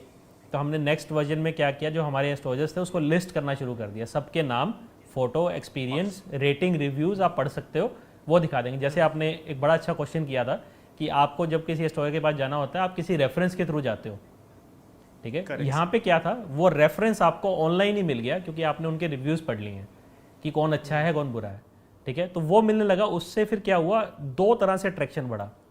एक नंबर ऑफ कस्टमर्स बढ़ गए, एक वही कस्टमर ट्रांजैक्शंस ज़्यादा करने लगे जो हमने कभी नहीं सोचा। बंदे से बात करने लगा, उसी एस्ट्रोलॉजर से बात करने लगा वो बार बार। नहीं, 2 तरह से कैसे बढ़ा। एक तो नंबर ऑफ कस्टमर्स बढ़ गए क्योंकि उनको ट्रस्ट बढ़ गया ऐप पे कि एस्ट्रोलॉजर्स दिखाते हैं ये। दूसरा, एक कस्टमर बार बार ट्रांजैक्शन करने लगा। वो कैसे करने लगा, उसने एक एस्ट्रोलॉजर से बात की कि मेरी शादी कब होगी, उसने दूसरे से भी बात की अब कि मेरी शादी कब होगी, जस्ट टू नो कि यार जो ये बोल रहा है वो सही है ना, मैं सेकेंड ओपिनियन लेके देख लेता हूँ, ठीक है। तो इस तरह से 2 वे में हमारी रेवेन्यू बढ़ने लगी, ओके, ठीक है। That's amazing. तो जब ये चला तो और अच्छा चलने लगा। फिर हम वापस कस्टमर के पास गए कि भैया अब क्या करें, कहते हैं अब खुश हैं, अब सही है, अब खुश है। अब कुछ फीडबैक ही नहीं मिल रहा, अब फीडबैक नहीं मिल रहा, खुश हैं वो, थोड़े थोड़े फीडबैक बता रहे थे, कोई इतना बड़ा नहीं था कि यार ऐप चेंज करने वाला कह रहे इधर को इसको इधर कर दो, ऐसे कर दो, रिव्यू इधर कर दो। फिर मैंने बैठ के एक बार सोचा कि वीडियो से ऑडियो पे शिफ्ट क्यों हुए लोग। वो इसलिए शिफ्ट हुए कि उनको प्रिवेसी चाहिए थी थोड़ी सी, ठीक है। जब भी मैं किसी स्ट्रेंजर से बात करता हूँ तो एक आइस ब्रेकिंग चाहिए होती है।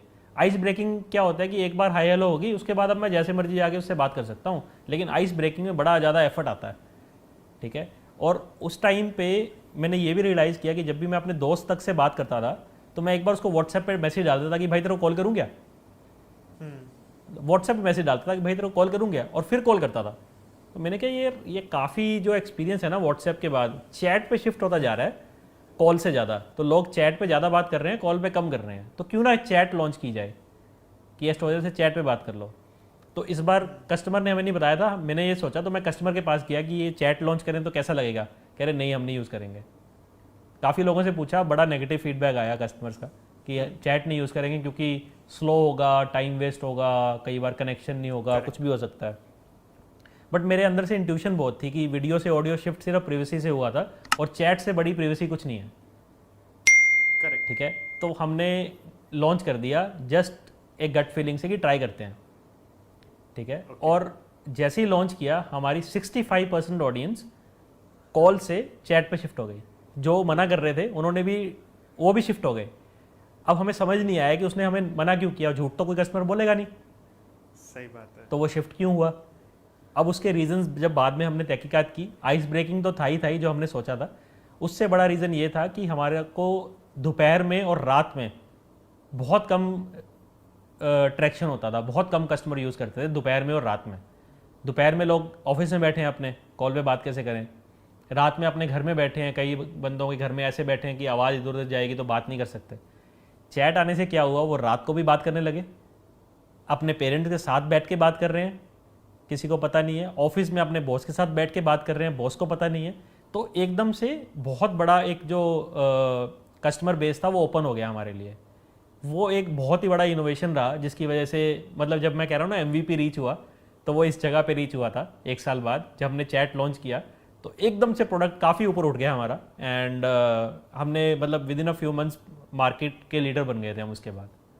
सुपर सर, ये जो आपने एस्ट्रोटॉक में जो और भी एस्ट्रोलॉजर्स को आप लेकर आए, तो सर ये आप पहली चीज़ कि क्या ये रैंडमली एस्ट्रोलॉजर्स हैं या इनको आप पर्सनली हायर करते हैं और आप पे करते हैं, और अगर आप करते हैं तो आप मतलब क्या बेसिकली एक एस्ट्रोलॉजर में देखते हैं, उसका एक्सपीरियंस वर्किंग कैसा?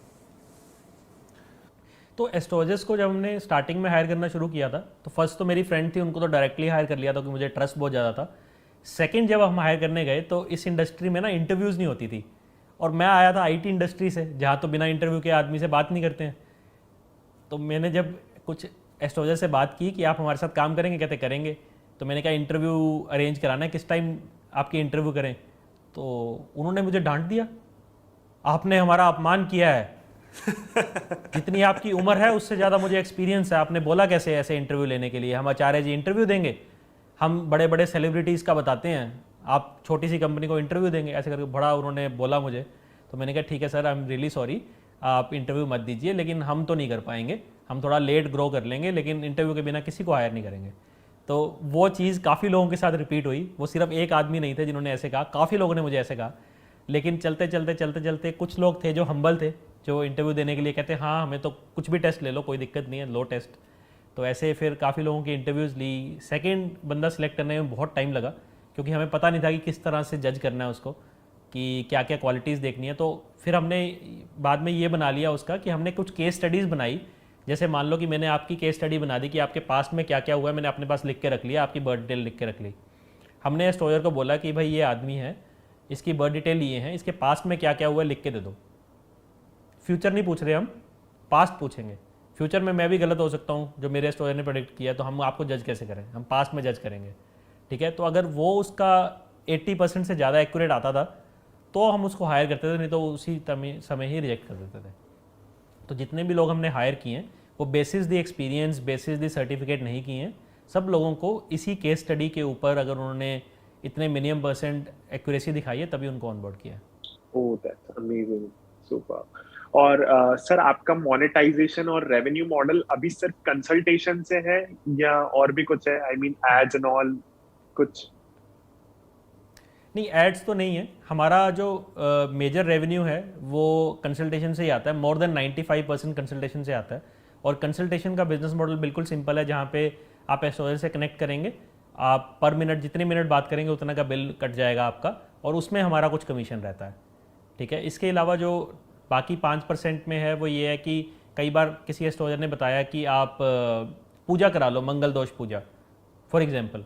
ठीक है। तो वो कहते हैं कि हमें नहीं पता कहाँ से करानी है, आप कर दोगे? वो कहते हैं हम कर देंगे। तो उसमें भी जो वो बुक करते हैं तो उस चीज़ में से रेवेन्यू आता है। तो उसमें थोड़ा सा रेवेन्यू है वो, कि वो उसका पार्ट होता है। तो जो कस्टमर को ये सजेस्ट की जाती है, काफ़ी कम कस्टमर्स को सजेस्ट करते हैं हम, सबको सामान नहीं बेचते हैं ये वाली चीज़ें। जहाँ पे जेन्युइन है वहाँ बताते हैं, तो कुछ लोग उसमें से करवा लेते हैं। सो सर आज it's been 4.5 years to AstroTalk. तो आज कितनी बड़ी टीम आप बना चुके हैं? ऐप पे कितने ज्यादा डाउनलोड्स हैं, क्या एंगेजमेंट है? अच्छा, तो हमारी जो टीम है वो 110 लोगों की है, जो लोग ऐप को चला रहे हैं मिलके। एंड 2500 एस्ट्रोलॉजर्स हैं जो एक्टिव हैं। ऑल दो 3100 क्रॉस हो गए हैं, लेकिन 2500 एक्टिव एस्ट्रोलॉजर्स हैं अभी। एंड हमारा जो डेली रेवेन्यू है वो अभी 55 लाख पर डे क्रॉस करने लगा है। एंड जो डाउनलोड्स हैं वो मतलब एंड्रॉयड पे हमारे 60 लैक्स के अराउंड हैं। और जो iOS है उस पे आई थिंक iOS पे 5 लाख के अराउंड है। और जो वेबसाइट है, वेबसाइट पे जो रजिस्ट्रेशंस हैं वो भी कितनी ज़्यादा हैं कि टोटल मिला के जो हमारा कस्टमर जिन्होंने हमारी ऐप तक पहुँचे हैं या वेबसाइट तक पहुँचे हैं वो 3 CR से ज़्यादा हैं, 3 करोड़ से ज़्यादा हैं। Okay, that's amazing. और सर आपने इस पूरी जर्नी में फंडिंग्स कितनी उठाई और आज कंपनी की वैल्यूएशन कितनी पहुंचा दी है? तो फंडिंग हमने नहीं उठाई है, हमारा पूरा बूटस्ट्रैप्ड है बिजनेस। यस। तो जो आईटी सर्विसेज कंपनी मैंने चलाई थी, वहाँ से जो मेरी सेविंग्स हुई थी तो उनको यूज़ करके एस्ट्रोटॉक में लगाया गया। तो वहाँ पे मैंने कुछ 80 लाख सेव किए थे, जो मैंने सोचा कि यार इसमें लगाएंगे एस्ट्रोटॉक में पूरा।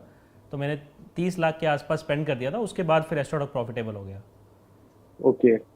उसके बाद आपने एस्ट्रो टॉक, और आपने कभी सोचा, कभी दिमाग में आया कि फंडिंग्स ले लेते हैं, मतलब यार क्या है, ठीक है आज उसको और बहुत लंबा एक्सपैंड करेंगे, just because we are in a market currently, जो मार्केट चल रहा है उसमें एवरीबडी इज सीकिंग फंडिंग्स, कि यार अब मुझे कहीं से फंडिंग मिल जाए। और आपको तो सर वैसे ही बिजनेस स्टार्टअप बहुत ही अच्छा चल रहा है, कोई कमी नहीं है। तो आपने कभी दिमाग में थॉट नहीं आया आपके? नहीं, थॉट आया, और मैंने काफ़ी इन्वेस्टर्स को रीच आउट भी किया। कहीं ना कहीं बात ये थी, जब मैंने स्टार्टिंग में रीच आउट किया तो उन्होंने, कुछ लोगों ने कहा कि हम एस्ट्रोलॉजी सेगमेंट में नहीं आना चाहते हैं, क्योंकि ये बहुत बड़ा सेगमेंट नहीं है, हम इसमें इन्वेस्ट नहीं करेंगे। उनको लगा कि यार बहुत छोटा होगा। जैसे मैंने बताया आपको, मैं उस टाइम सोच रहा था कि महीने का 7 लाख रेवेन्यू होगा, आज दिन का 55 लाख हो रहा है। तो जैसे मैं खुद ही कन्विंस नहीं था कि इतना बड़ा मार्केट बन सकता है, इन्वेस्टर्स भी कन्विंस नहीं थे। एंड वो एक बहुत बड़ा रीज़न था कि स्टार्टिंग में फंडिंग नहीं मिली।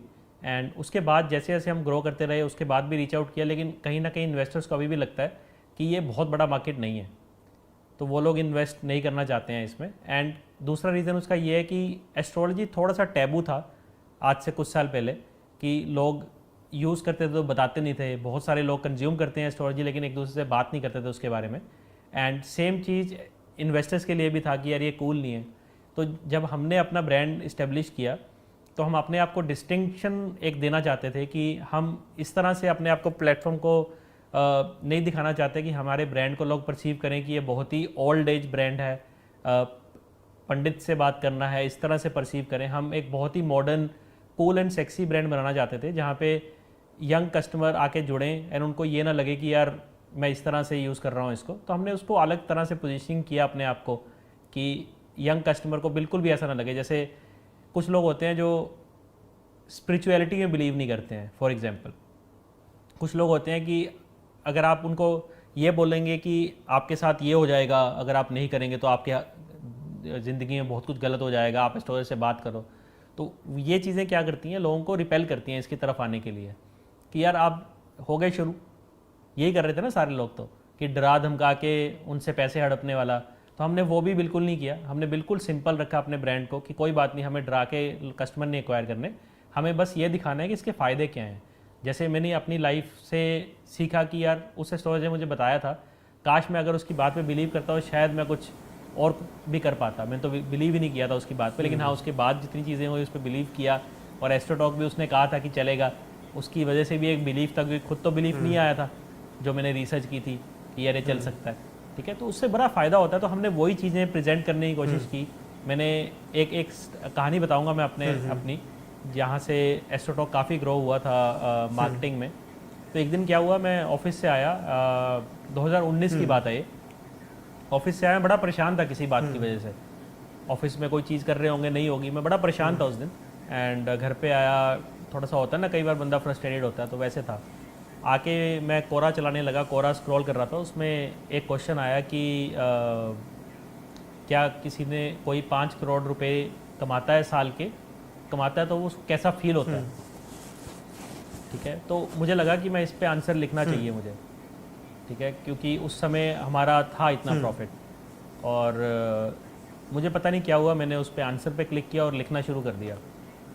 1-2 घंटे तक मैं लिखता गया, पता नहीं क्या अंदर जितना इमोशंस थे मेरी लाइफ के, जो जर्नी थी, मैंने सारा लिख दिया उस पर।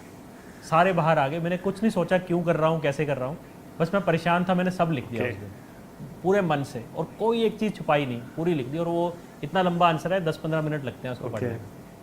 ठीक है, लिख के सबमिट मार के मैं जाके बालकनी में बैठ गया कि यार शांति चाहिए। और मेरे को बड़ी शांति मिली उसके बाद लिखने के ना, आराम से जाके बालकनी में बैठ गया। फ़ोन मेरा कमरे में रखा था। और 1-2 घंटे के बाद जब मैं रूम में आया तो देखा मेरा फ़ोन भरा पड़ा नोटिफिकेशन से। सब जगह मैसेज, कोरा पे नहीं, कोरा पे, लिंक्डइन पे, व्हाट्सएप पे, इंस्टाग्राम पे, सब जगह मैसेजेस नोटिफिकेशन से भरा पड़ा। मैंने कांड कर दिया कुछ तो उल्टा लिख दिया, मैं मर गया, मैं गया। और जब मैंने खोली वो नोटिफिकेशन पढ़ी, इतने प्यारे प्यारे मैसेजेस लोगों के आए हुए थे कि हमने आपकी स्टोरी से रिलेट किया, क्योंकि मैंने उसमें सारा लिखा था कैसे एक अपने ब्रेकअप में क्या हुआ, उसके बाद क्या हुआ। और एक लाइफ में मेरा ऐसा भी फेस आया था कि बिल्कुल पैसे नहीं थे किस चीज़ के लिए। एंड मतलब मैं बॉम्बे गया, जब जेब में बिल्कुल पैसे नहीं थे, वापस जब जॉब लेने गया था, और कैसे मैं मतलब कहीं पे किसी आगे दोस्त के घर पे जाके साइड में कोने में ज़मीन पे सो जाता था, कैसे उन दिनों मैंने पैसे बचा के खाने का इंतज़ाम किया। सारी चीज़ें एक एक चीज़ लिखी, और कहाँ से कहाँ पहुँचा, हर चीज़ लिखी हुई है उसमें। और वो जब लोगों ने स्टोरी पढ़ी, वो इतना रिलेट कर पाए इस चीज़ से कि यार एस्ट्रोलॉजी में भी जेन्युइन है। और क्योंकि गलत एस्ट्रोलॉजर्स दुनिया में मिलते रहे, मैंने उसमें ऐसे लिखा है कि मेरे को लाइफ में इतने गलत एस्ट्रोलॉजर मिले थे, इसी वजह से मैं हेट करता था। जहाँ पे एक अच्छा मिला तो मेरे को रियलाइज़ हुआ कि एस्ट्रोलॉजी की क्या वैल्यू है। That's true. ठीक है, उसके बाद लोग हमें अलग तरह से ब्रांड को परसीव करने लगे। हमको उस तरह से परसीव नहीं करते हैं कि एक बड़ा ओल्ड एस्ट्रोलॉजी ब्रांड है। हम लोगों को लोग इस तरह परसीव करते हैं कि एक बहुत ही कूल स्टार्टअप है, जो एक रीज़न से शुरू हुआ है, एस्ट्रोलॉजी इंडस्ट्री को अच्छा करने के लिए शुरू हुआ है। तो यंगस्टर्स बड़ा अट्रैक्ट होते हैं उस पर। यही एक रीज़न है कि जो 25 से 35 की उम्र के लोग हैं वो इतने ज़्यादा अट्रैक्टेड हैं एस्ट्रो टॉक के लिए। और सर आज कंपनी की वैल्यूएशन क्या पहुंच गई है? वैल्यूएशन हमारी 600 CR है। ओके। और सर आज जो ये सब जहाँ से स्टार्ट हुआ था, लेट्स कम टू ज़ीरो, और उस बंदी ने जिसने आपको रिप्लाई किया था कि यार your family has not even seen a car, क्या उस बंदी का कभी आपके पास मैसेज आया है, Puneet you are doing very well, I have not even expected this, या कुछ भी? नहीं, कभी बात नहीं हुई उसके बाद, ना मैंने रीच आउट किया ना उन्होंने। Okay, that's amazing. अब sir what are the future plans? अब ये सारी चीज़ें तो ठीक है, अब आपका नेक्स्ट फ्यूचर गोल क्या है? I mean what you have, कुछ आपने सेटअप किया है, सोचा है कि हाँ यहाँ तक पहुँचाना है, ये करना है, फ्यूचर प्लान्स? अभी जैसे हमारा जो अभी प्लान है वो ये है कि हमें अभी भी ऐसे लगता है कि हमने बहुत कम कस्टमर्स को एक्वायर किया है, क्योंकि एक हमने इसमें रिसर्च की थी कि किस तरह के कस्टमर्स हमारे ऐप पे आ रहे हैं और वो क्या पूछ रहे हैं। तो लोग क्या क्वेश्चन पूछ रहे हैं कि रिलेशनशिप में जब इश्यूज़ आते हैं उसके बारे में पूछते हैं, शादी नहीं हो रही उसके बारे में पूछते हैं, शादी के बाद में जो इश्यूज़ आते हैं उसके बारे में पूछते हैं, एंड जॉब के लिए भी बहुत सारे क्वेश्चन आते हैं, जैसे जॉब कब लगेगी, गवर्नमेंट जॉब कब लगेगी, या नौकरी में इंक्रीमेंट कब होगा, जॉब चेंज कैसी होगी।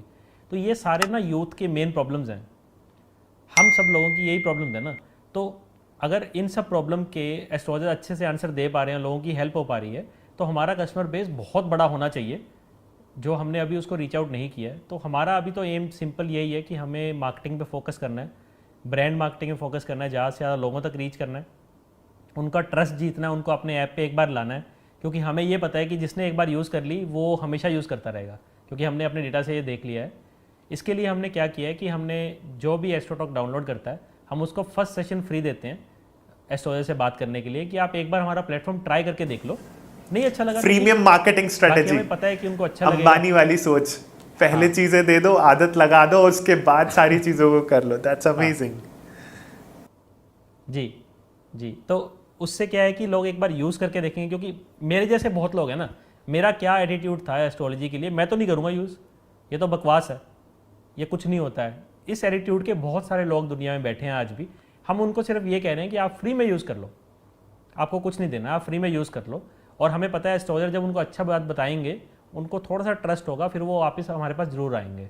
तो अभी हमारा नेक्स्ट फ्यू ईयर्स का यही गोल है कि मार्केटिंग पे फोकस करके कैसे कैसे ब्रांड को और बड़ा बनाया जाए।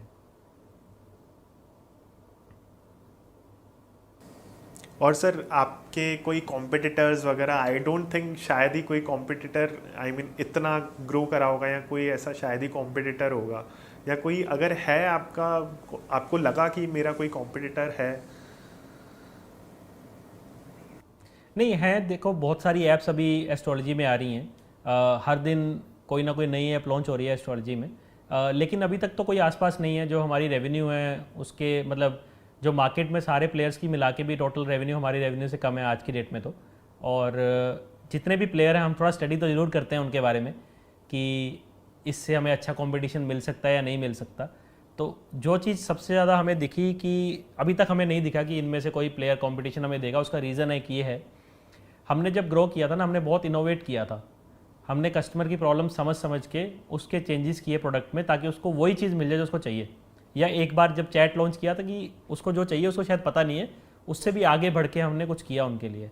आज जितने प्लेयर आ रहे हैं वो क्या कर रहे हैं कि एस्ट्रोटॉक को कॉपी मार रहे हैं, ठीक है। तो हमें कंपटीशन देने के लिए उनको शायद कुछ बहुत अलग करना पड़ेगा जो हम नहीं कर रहे हैं, ताकि जो कस्टमर को लगे कि यार मैं एस्ट्रोटॉक छोड़ के दूसरी ऐप पे जाऊं जहां पे ट्रस्ट कम है, क्योंकि जितना बड़ा ब्रांड होता है उतना बड़ा ट्रस्ट होता है।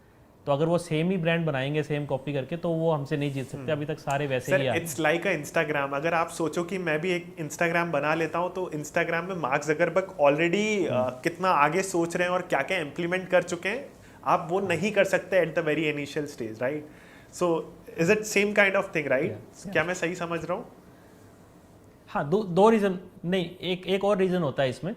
अगर दो प्रोडक्ट हैं बिल्कुल सेम, मान लो उसने बिल्कुल सेम बना दिया, आप तो ये कह रहे हो ना कि शायद वो सेम नहीं बना पाएंगे, मैं कह रहा हूँ सेम भी बना लें, लेकिन वो लेवल ऑफ ट्रस्ट नहीं दे सकते ना ब्रांड को। हम 4.5 साल से बैठे हैं, आज हमारा इतना बड़ा कस्टमर बेस है, कोई हमारी ऐप पे आता है तो वो देखता है कि इतने डाउनलोड्स हैं, इतने रिव्यूज़ हैं, 1 लाख से ज़्यादा लोगों ने रिव्यू डाला हुआ है ऐप पे, तो अब वो ट्रस्ट वो नहीं दे पाएंगे ना। तो कभी जो कस्टमर आएगा वो दोनों में से चूज़ किसको करेगा, जिसमें ट्रस्ट ज़्यादा होगा, ठीक है। तो ट्रस्ट तो बहुत बड़ा फैक्टर है ना। तो ट्रस्ट से भी आगे बढ़ने के लिए उन्हें अपना प्रोडक्ट बहुत ही अलग बनाना पड़ेगा जो हमसे बहुत ज़्यादा अच्छा है। तो अभी तक तो कोई नहीं बना रहा है।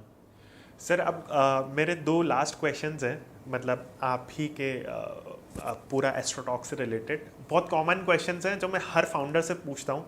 एक जो मेरी निश से ही रिलेटेड है, which is the one marketing strategy and one simple thing that helped you gain this. एक मार्केटिंग स्ट्रेटेजी जिसने स्टोरी आपकी काफ़ी मार्केटिंग स्ट्रेटेजी, एक मार्केटिंग स्ट्रेटेजी जिसने आपकी बहुत हेल्प की इतने नंबर ऑफ ऑडियंस को लाने में आपकी ऐप पे, कितने नंबर ऑफ कस्टमर्स को लाने के लिए आपकी ऐप पे। मेरी पर्सनल स्टोरी जो है, जिसके बारे में आज बात भी कर रहे हैं हम, तो मेरी जो पर्सनल स्टोरी है उससे ही लोगों ने कनेक्ट करके, रिलेट करके प्रोडक्ट यूज़ करने लगे। नहीं तो इतनी ऑडियंस नहीं थी जो एस्ट्रोलॉजी की तरफ अट्रैक्टेड थी, और वो लोग ट्रस्ट भी नहीं कर रहे थे। उनको पता था कि यार ये कुछ ना कुछ उल्ट बता के मेरे से पैसे हड़पेगा। तो वो आई थिंक सबसे बड़ा एक स्टेप था जो इनिशियली हमारा ऑर्गेनिकली बिल्ड हुआ था। और वहाँ से फिर अब जब हम मार्केटिंग करते हैं तो जो वो इतना बड़ा कस्टमर बेस का वो ट्रस्ट देखते हैं, उसके बाद ही उस पर ग्रो कर रहे हैं। तो हमारा स्टार्ट बिल्कुल हमारी स्टोरी से ही मींस हुआ। You are the live example of AstroTalk. आप खुद मतलब आंसर खुद ही, हाँ खुद ही मैं एक कस्टमर था जो कस्टमर बन के खुद ही प्रोडक्ट बनाया। तो आई थिंक उस स्टोरी लोग से relate बहुत कर सारे जाते कस्टमर हैं। रिलेट करते हैं और ट्रस्ट करते हैं। सो अगर किसी भी चीज़ के पीछे एक इंस्पायरिंग स्टोरी होती है तो लोग ज़्यादा जल्दी कनेक्ट कर लेते हैं, राइट? ठीक है, हाँ बिल्कुल बिल्कुल। और एक क्वेश्चन और मेरा पर्सनल क्वेश्चन है विच आई फेस रियली। सर जैसे आपने बताया आज today you have 110 people of team, आपके पास 110 लोगों की टीम है, तो आप doesn't you find it very difficult कि यार इन 110 लोगों को मैनेज करना कैसे कर लेते हैं? आई मीन ये सबसे बड़ा टास्क होता है, पीपल मैनेजमेंट बहुत एक बड़ी चैलेंज होता है ये। तो मैं नहीं करता इनको मैनेज, मैं बताता हूँ कैसे मैनेज हो जाते हैं अब ये। तो आपको क्या करना होता है कि आपको एक कल्चर बनाना होता है। एक फाउंडर को पहले अपना कल्चर बनाना होता है कंपनी का, और उस कल्चर से कोई छेड़छाड़ नहीं कर सकता। जो वो कल्चर है वो वैसे ही रहेगा, जितनी मर्जी बड़ी टीम हो जाए वो कल्चर प्रोपोगेट होता है आगे तक। ठीक है, तो एक कल्चर बनाया गया। वो कल्चर क्या था कि हम वो लोगों को हायर करेंगे जो खुद ग्रो होना चाहते हैं और जो खुद हमें आइडियाज़ पिच करेंगे, खुद ट्राई करेंगे एंड फेल होने से डरेंगे नहीं। ठीक है, तो इस तरह की हमने एक टीम बनाई है जो हमारे साथ जुड़े हैं, और हम उनको खुद ही एक्सपेरिमेंट करने को बोलते हैं कि आप ट्राई करो, कोई बात नहीं, फेल हो जाओगे कोई बात नहीं, फिर से और करेंगे। तो जिस तरह से वो टीम बनती गई है, आज क्या है कि वो लोग ना केवल अलग अलग चीज़ें ट्राई कर रहे हैं, कस्टमर से बात करके हम बहुत ही अलग चीज़ आज भी ट्राई कर जाते हैं। इतने बड़े स्टेज पे होके भी हम प्रोडक्ट में बहुत बड़े बड़े चेंजेस आज भी कर देते हैं, जस्ट टू सी इसका क्या रिजल्ट रहेगा। तो सारी टीम को इतना इम्पावर किया हुआ है कि वो ये सब कर सकें। और ऐसा बिल्कुल नहीं है कि बहुत सारी चीज़ों में मतलब एक होता है ना कि इतने अप्रूवल्स लगेंगे ट्राई करने के लिए कि वो हो ही नहीं पाएगा। तो बंदे को होता है यार बता ही दो क्या करना है, मैं फिर ही कर दूंगा। हम तो बता ही नहीं रहे, हम कह रहे हैं कि यार आप खुद करो, जो करना है करो, लेकिन उसका जो रिजल्ट है वो आपको मेजर जरूर करना है कि अच्छा चला बुरा चला, वो मेजर करना बहुत ज़रूरी है। उसको आगे आगे आप यूज़ करते रहोगे। तो जब आप टीम को एम्पावर कर देते हो तो आपको कुछ नहीं करना पड़ता, टीम अपने आप सब कुछ कर लेती है। ओके सर, एक बहुत कॉमन क्वेश्चन है एस्ट्रोलॉजी से रिलेटेड कि एस्ट्रोलॉजी के पीछे का साइंस क्या है? मतलब आई मीन एक एस्ट्रोलॉजर कैसे प्रिडिक्ट कर लेता है आपका पास्ट, और कैसे उसी पास्ट के बेसिस पे वो फ्यूचर कैसे प्रिडिक्ट कर लेता है? ये बहुत कॉमन क्वेश्चन है जो बहुत लोगों ने पूछा है।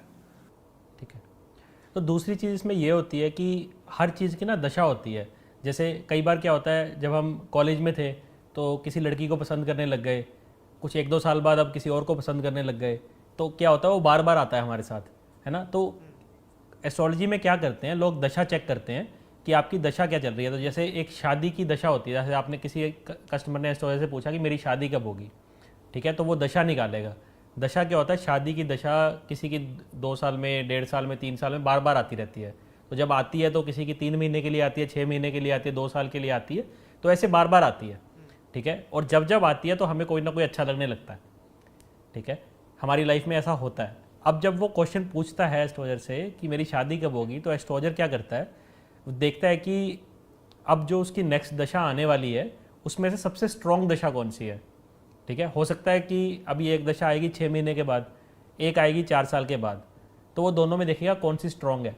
ठीक है, मान लो जो 6 महीने बाद आने वाली है वो बहुत ज़्यादा स्ट्रॉन्ग दशा है, उसमें सारे प्लैनेट बहुत अच्छे से अलाइंड हैं, तो वो अपने तरफ से मान लेगा कि यार इस दशा में शादी होनी है उसकी, जो 6 महीने बाद आनी है। ठीक है, मान लो वो दशा है 3 महीने की, ड्यूरेशन दशा की 3 महीने है। ठीक है, अब वो क्या करेगा, अब उसको प्रिडिक्ट करने के लिए अब उसकी शादी इन 3 महीनों में होनी है। अब एस्ट्रोलॉजर को इन 3 महीनों में जवाब देना। तो बहुत अच्छे एस्ट्रोलॉजर होते हैं, वो बोलते हैं कि आपकी शादी मई से लेकर जुलाई तक हो जाएगी, ऐसे टाइम देते हैं। लेकिन कई एस्ट्रोलॉजर बहुत अच्छा बनने के लिए वो बोलते हैं जुलाई में होगी। ठीक है, उन्होंने देखा तो ये दशा है, वो बोल देंगे जुलाई में होगी। उससे क्या होता है कि जुलाई में नहीं होके मई में हो जाती है किसी की। और कुछ होते हैं डिफेंसिव, वो स्टार्टिंग की डेट बोल देते हैं आपकी मई में हो जाएगी, वो मई में होती नहीं, होएगी जाके जून जुलाई में, है ना। तो ये चीज़ रहती है। तो अच्छे एस्ट्रोलॉजर एक ड्यूरेशन बता देते हैं इसके बीच में होगी, और अगर एग्जैक्ट डेट को पिन पॉइंट भी करना है वो भी पॉसिबल है। जैसे दशा की बात की, वैसे उसकी अंतर दशा प्रतंत्र दशा लेवल्स होते हैं आगे। अगर आप उसमें चले जाओगे तो आप बिल्कुल पिन पॉइंट कर लोगे यार ये 4-5 दिन के बीच में होगी, लेकिन उसमें बहुत समय जाता है। तो अगर किसी की एग्जैक्ट डेट प्रिडिक्ट करनी है उसमें 2 दिन लग जाएंगे उसको प्रिडिक्ट करने के लिए, ठीक है। तो वो कोई कस्टमर कराता नहीं है, बहुत कम होता है, तो हमेशा ये दशा दी जाती है। तो इस तरह से एस्ट्रोलॉजी का प्रिडिक्शन होता है। कोई प्रॉब्लम नहीं। Sir what do you think कि जो एस्ट्रोलॉजी होती है उसमें कितना % सच होता है, मतलब इज इट 100% ट्रू? आप अगर किसी ने आपके लिए प्रेडिक्ट किया है तो क्या वो 100% ट्रू होता है? जैसे कि मैंने बताया कि अगर सारे प्लैनेट सपोर्ट करते हैं तो वो प्रेडिक्शन बिल्कुल सही करेगा। जहाँ पे कुछ प्लैनेट सपोर्ट कर रहे हैं, कुछ अगेंस्ट हैं, वहाँ पे मैथ्स लगता है, उस जगह पे बहुत सारे एस्ट्रोलॉजर गलती कर देते हैं। तो जितना एक्सपीरियंस लोगों का बढ़ता है, विद एक्सपीरियंस लोग अच्छा प्रेडिक्ट करने लगते हैं, उन चीज़ों को ज़्यादा समझने लगते हैं। और जो कि एक अच्छा एस्ट्रोलॉजर होगा वो हमेशा उसके पास्ट के बारे में कुछ जरूर पूछेगा। जैसे कि अगर उसने पूछा कि कोई भी क्वेश्चन है तो वो थोड़ा सा उसके पास्ट के बारे में जानेगा कि यार अगर उसने पूछा जॉब चेंज कब होगी तो उससे वो पूछेगा कि यार आपकी पिछली जॉब कब चेंज हुई थी, आपने जॉब पहली कब ज्वाइन की थी, जस्ट टू अंडरस्टैंड कि कौन सा प्लैनेट उसकी लाइफ में ज़्यादा अच्छा रोल प्ले कर रहा है as compare to some other planet, ठीक है। तो उसके बेसिस पे फिर वो और अच्छे से प्रेडिक्ट कर पाते हैं। लेकिन कन्फ्यूजन वहीं आती है जब 2 प्लैनेट अलग अलग बातें करते हैं, ठीक है। तो ओवरऑल जैसे मैंने कहा कि 80-85% एक्यूरेसी हमारे कस्टमर क्लेम करते हैं है कि जो आके बोलते हैं कि एक्यूरेट हुआ है, और बहुत सारे लोग आके बताते नहीं है एक्यूरेट हुआ है, लेकिन ये जरूर आके बताते हैं जिनका नहीं होता एक्यूरेट। तो ओवरऑल एक्यूरेसी 90% से ज़्यादा होगी। ओके और अगर किसी को सारी चीज़ें पता चल जाए तो क्या वो चेंज भी कर सकता है खुद को, मतलब एफर्ट एनर्जी मार के, कि जैसे आपके किसी एस्ट्रोलॉजर ने बताया कि यार ये होने वाला है और आपको लग रहा है कि आप बिलीव भी करते हो, जैसे मान के चलो आपने आपकी फ्रेंड के ऊपर बिलीव किया कि नहीं यार इसने अभी तक मुझे जो बताया वो दैट्स 100% ट्रू, ऐसा का ऐसा ही हुआ है। अब उसने आपके बारे में कुछ नेगेटिव पॉइंट्स भी पता है जो कि हमेशा होते ही हैं, जो हमें डाइजेस्ट नहीं होते। एज एन एस्ट्रोलॉजी में मैंने भी देखा है, मेरे कुछ फ्रेंड्स ने भी कुछ एस्ट्रोलॉजर्स को दिखाया है, बट उनके पास जब नेगेटिव बात आती है तो वो उनसे डाइजेस्ट नहीं होता। तो आपको लगता है कि हम उन चीज़ों को भी चेंज कर सकते हैं? मुझे लगता है चेंज नहीं कर सकते, लेकिन उससे बहुत हद तक बच सकते हैं। मैं एग्जांपल से समझाता हूँ आपको। जैसे मैंने कहा कि मेरी लाइफ में एक टाइम था जब मैं डिप्रेशन में था, मैं किसी से बात नहीं कर रहा था और अपने आप को ये बोलता था कि मैं किसी लायक नहीं हूँ, ठीक है। अगर उस टाइम पे किसी एस्ट्रोलॉजर ने आके ये बोला होता कि ये फेज़ तेरा 5 महीने चलेगा, उसके बाद तेरे अच्छे दिन आने वाले हैं, मान लो ऐसे किसी ने बोला होता और मैं उस पर ट्रस्ट करता होता, तो आपको लगता है कि मैं जो 5 महीने इतना दुखी रहा वो इतना दुखी रहता? क्योंकि मुझे पता लग जाता कि यार यही टाइम ख़राब है, इसके बाद ठीक है। तो मेरी क्या होती है, एंग्जाइटी कम हो जाती, दुख बहुत लेवल तक कम हो जाता, ठीक है। तो मैं उससे बहुत ज़्यादा हद तक बाहर आ जाता। और ये हमने हमारे कस्टमर से भी एक बार काफ़ी लोगों से पूछा था कि आपको कैसा फील होता है, आप क्यों यूज़ करते हो इतना ज़्यादा, जो भी हमारे पावर यूज़र्स हैं। तो उन्होंने बताया कि मेरी लाइफ में ऐसा कुछ नहीं है कि इन्होंने बदलाव ला दिया, लेकिन जब से मैं बात करने लगी हूँ इस एस्ट्रोलॉजर से तो मेरी लाइफ में बड़ी कामनेस आ गई है। एक कि जब भी कुछ गलत भी हो रहा होता है तो दे टेल मी कि यार नहीं इतनी देर के लिए है, ये हमेशा के लिए नहीं है। कहती जब भी मैं ये सुन लेती हूँ ना, इतना अंदर से कामनेस आ जाती है कि मेरे में क्षमता आ जाती है इसको झेलने की, कि यार चलो ठीक है यार 15 दिन हो रहे हैं, झेल लेते हैं, उसके बाद ठीक हो जाएगा, और हो भी जाता है ठीक। Correct. Okay so sir this is the last question, अब एस्ट्रोलॉजी से रिलेटेड ही है। वही कि अगर इन द बिगनिंग स्टेज ही अगर किसी को अपने बारे में सब कुछ पता चल जाए, लेट्स से 18-19 की उम्र में ही, अगर अब हम लोग एज एन एस्ट्रोलॉजी पे बिलीव करते हैं और हम लोगों ने अच्छे एक एस्ट्रोलॉजर को दिखाया और सारी चीज़ें पता कर ली, तो क्या हमारे लिए आगे की चीज़ें बहुत स्मूथ हो सकती हैं? मतलब आई मीन जैसे लेट्स टेक एन एग्जाम्पल, मुझे अगर पहले ही मेरा फ्यूचर प्रेडिक्ट हो जाए, सारी चीज़ें पता चल जाए कि यार मैं इस चीज़ में आगे बढ़ूंगा, ये करूंगा, तो मेरे लिए आसान हो जाएगा। क्या ये भी पॉसिबल है? लोग क्या अपने फ्यूचर को पास्ट मतलब एस्ट्रोलॉजी को दिखा के फ्यूचर अज़म करके उसमें जीत सकते हैं? थोड़ा फ़र्क पड़ता है इसमें। जैसे मेरा उन्होंने बताया था देख के कि तुम ऐसी ऐसी चीज़ें करोगे, ऐसी ऐसी चीज़ें चलेंगी, ऐसी नहीं चलेंगी, ठीक है। और मैं और एक कुछ एग्जांपल से बताता हूँ कि मैंने उन्हें कहा कि जो मैंने नाम रखा है, मैं कुछ दिन पहले की बात है, मैंने नाम एस्ट्रोलॉजर से पूछ के नहीं रखा था, एस्ट्रोटॉक अपने मन से रखा था। तो मैंने उसे बोला कि जो नाम होना चाहिए किसी बिज़नेस का अगर मैं करता हूँ तो उसमें क्या क्या चीज़ें होनी चाहिए, कलर क्या होना चाहिए, ठीक है। उन्होंने मेरा चार्ट देख के बना के दिया कुछ चीज़ें कि इतने करेक्टर्स होने चाहिए, करेक्टर्स का सम इतना होना चाहिए, और कलर्स ये होने चाहिए, ठीक है। ऐसे बताया मैंने, एस्ट्रोटॉक की कोई बात नहीं की। और जब तीनों चीज़ों का कॉम्बिनेशन मैंने बनाया कि वो एस्ट्रोटॉक के साथ परफेक्टली मैच हो रहा था। ठीक है, तो अब इसमें है क्या कि अब अगर आप कुछ चीज़ में कंफ्यूज हैं, लेट्स से मैं उस टाइम पे कंफ्यूज होता कि यार मेरे को एस्ट्रोलॉजी में करना है या मुझे मान लो कि साइकोलॉजी में करना है, दो चीज़ों में कन्फ्यूजन होती है अगर मैं, और मैं एस्ट्रोलॉजर से पूछता कि यार मैं क्या करूं दोनों में से, तो मे बी वो मुझे गाइड कर पाता कि यार आपके जो चार्ट है उसमें एस्ट्रोलॉजी सपोर्टेड है लेकिन साइकोलॉजी सपोर्टेड नहीं है।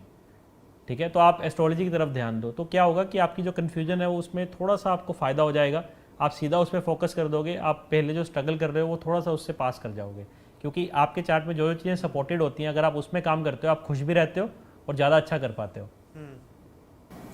Exactly, that's true I think. And sir मैं आपको बताऊं, मैंने आई वॉज ट्राइंग, मेरा एक स्टार्टअप तो है ही जो मैं पिछले 5-6 साल से रन कर रहा था, बट अभी अभी रिसेंटली मैंने एस्ट्रोटॉक पे देखा, तो मैंने मेरा जो कंटेंट क्रिएशन जर्नी है वो रिसेंटली स्टार्ट किया था, और अभी मैंने एस्ट्रोटॉक थोड़े दिन पहले डाउनलोड किया था जब मैं आपका ऐप का बता रहा था, तो उसमें एग्जैक्टली यही लिखा था कि अगर मैं मॉडलिंग प्रोफेशन जो कैमरा से रिलेटेड जो होता है उसमें I will grow much more faster. And then I realise यार ये तो सच में सही है, मतलब जो पिछले 6 साल से मैं कर रहा था उसमें मेरा 110% दे रहा था, बट जो मुझे रिजल्ट चाहिए था, एफर्ट चाहिए था, मैं दे भी रहा था, बट वैसा ओवरकम नहीं आ रहा था। And this I started just a year और 2 years ago and I am going good. So मतलब देन आई रियलाइज कि यार नहीं, सच में यार थिंग्स काम करती हैं, और अगर लोग हो जाए तो वो क्या So, करते हैं all ना, right, जैसे मैंने sir. बताया था कि जहाँ पे आपके ज़्यादा प्लैनेट सपोर्ट कर रहे हैं वही चीज़ निकाल के दे देंगे, कि जहाँ पे एक चीज़ ऐसी है जिसको सारे प्लैनेट्स कह रहे हैं कि यार ये अच्छी चीज़ है, उससे खुश हैं, तो अगर आप उसी चीज़ में आ जाओगे तो आपको रिजल्ट्स मिलने तुरंत शुरू हो जाते हैं। Okay. All right, sir. I just want to thank you for your time, and the audience whoever is watching us, आप प्लीज़ एस्ट्रोटॉक पे जाओ, एक बार फ्री कंसल्टेशन ज़रूर लो, एंड आप अपना जो डेट ऑफ बर्थ और टाइम वगैरह सब डाल के भी एक बार देखो आपके फेवर में क्या आ रहा है, आपके पॉजिटिव में नेगेटिव में क्या आ रहा है, और उसको इम्प्लीमेंट करो। मे बी पॉसिबल यार कब चीज़ें बदल जाए। If you want to give any message to the audience then आप प्लीज़ आप दे सकते हैं, I will add up. My message for the audience would be कि आप जब भी कोई अगर स्टार्टअप करना चाहते हैं तो पहले तो डरे नहीं कि स्टार्टअप नहीं चला तो क्या होगा, नौकरी मिलेगी नहीं मिलेगी। अगर आप एक बार अच्छा काम कर चुके हैं जॉब में तो वापस जॉब मिल जाएगी, इतना डरने वाली बात नहीं है। ठीक है, और दूसरा ये कि जो भी आप करें वो बहुत पैशनेटली आपको करना चाहिए। आपको ऐसे कुछ स्टार्ट नहीं करना चाहिए ये देख के किसी को कि ये अच्छा कर रहा है तो मैं भी ये कर लूँगा, क्योंकि जब आप स्टार्ट करोगे आपको बहुत सारी प्रॉब्लम्स आएंगी, और उस प्रॉब्लम से वही ही बंदा लड़ पाता है जो उसके लिए पैशनेट होता है, नहीं तो सब लोग क्विट कर देते हैं। मैंने अपने एक्सपीरियंस में बहुत सारे फाउंडर के साथ काम करके ये देखा है कि जिन जिन लोगों ने विदाउट मोटिव स्टार्ट किया था वो 1-1.5 साल के बीच में छोड़ के वापस जॉब में चले गए, और जो लोग मोटिव से स्टार्ट करते थे वो काफ़ी देर डटे रहे, उन्होंने काफ़ी टाइम दिया, एंड पेशेंस के साथ जिनके में पेशेंस होता है रिजल्ट की वेट करने का, उनको एक्चुअल में बाद में जाके रिजल्ट मिला भी है और वो आगे जाके ग्रो करे भी है। बस इतना ही कहना चाहता हूँ। Thank you.